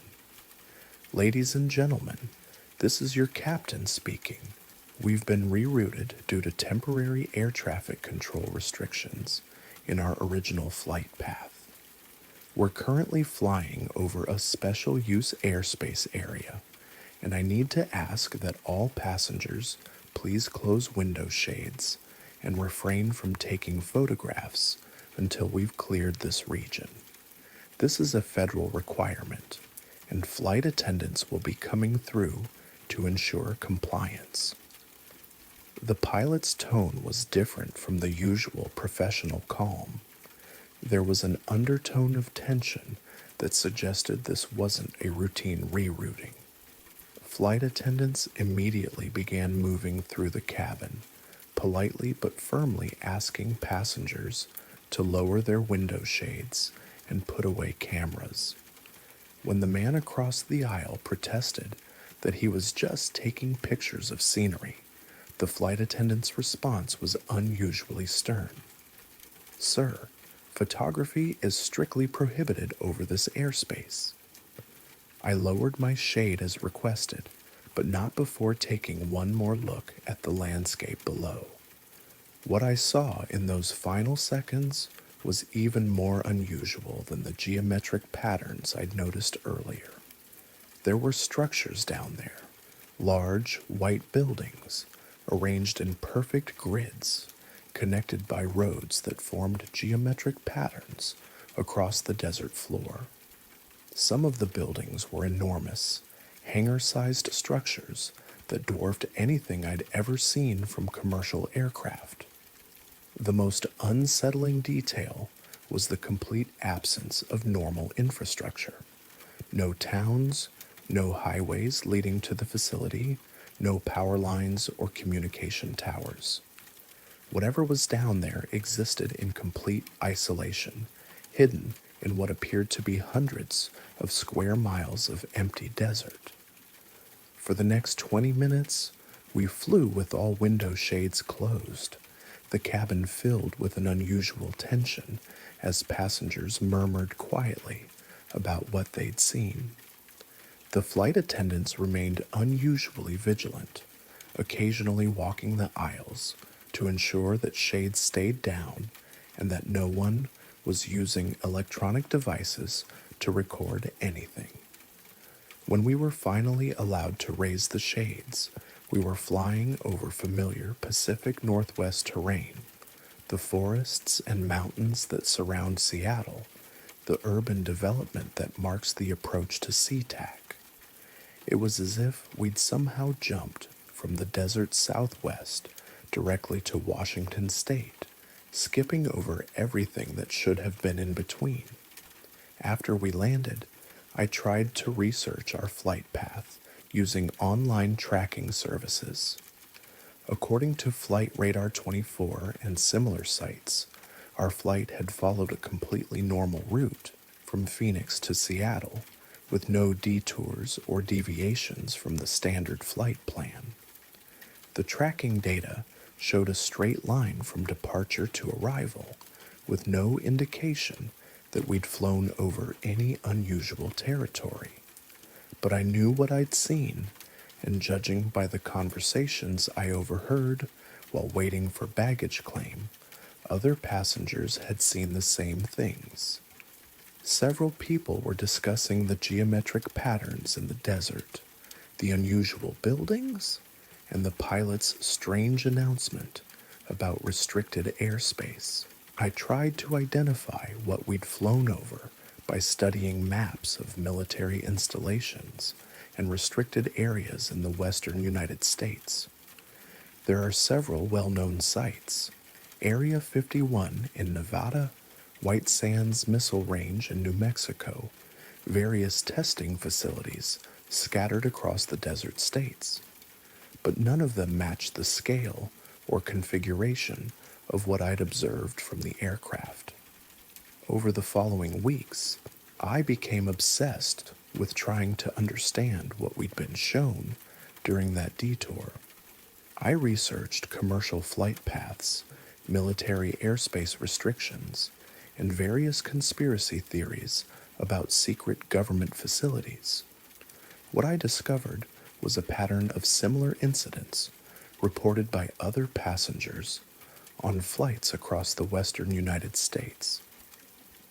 Online forums contained scattered accounts of commercial flights being rerouted over mysterious desert installations, always with the same pattern. Passengers were allowed to observe for a few minutes before being ordered to close window shades and stop taking photographs. The descriptions were remarkably consistent: geometric patterns, large white buildings, isolated facilities with no apparent connection to normal infrastructure. Most disturbing were the accounts from passengers who had attempted to photograph or video these facilities. Several reported that their electronic devices malfunctioned during the flights, with cameras failing to record or images becoming corrupted.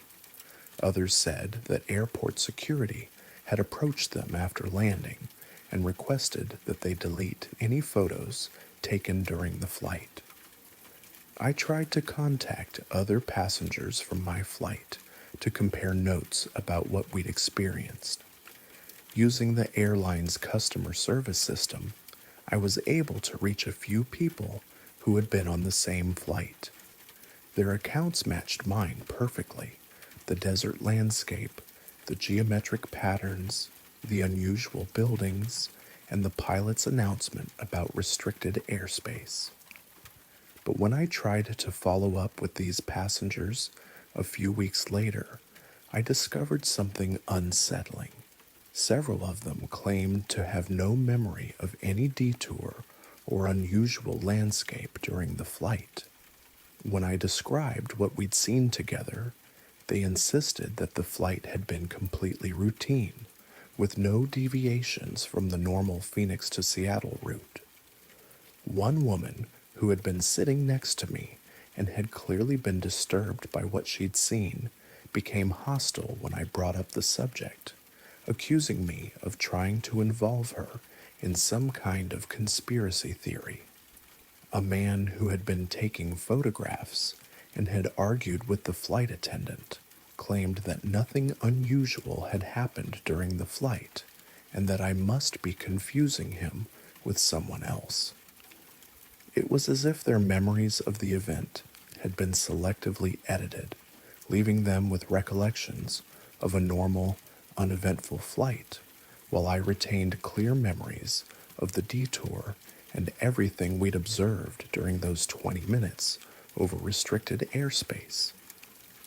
I've made the same Phoenix to Seattle flight several times since then, always hoping to experience another detour that might provide additional clues about what we'd been shown.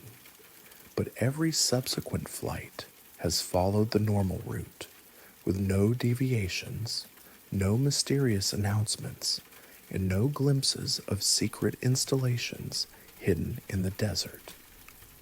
I've come to believe that what we experienced wasn't an accidental rerouting due to air traffic control restrictions. It was a deliberate exposure, a carefully orchestrated glimpse of facilities that exist beyond public knowledge or oversight. Perhaps it was a test of some kind, or a way of gradually acclimating the population to the existence of projects that operate outside normal governmental transparency.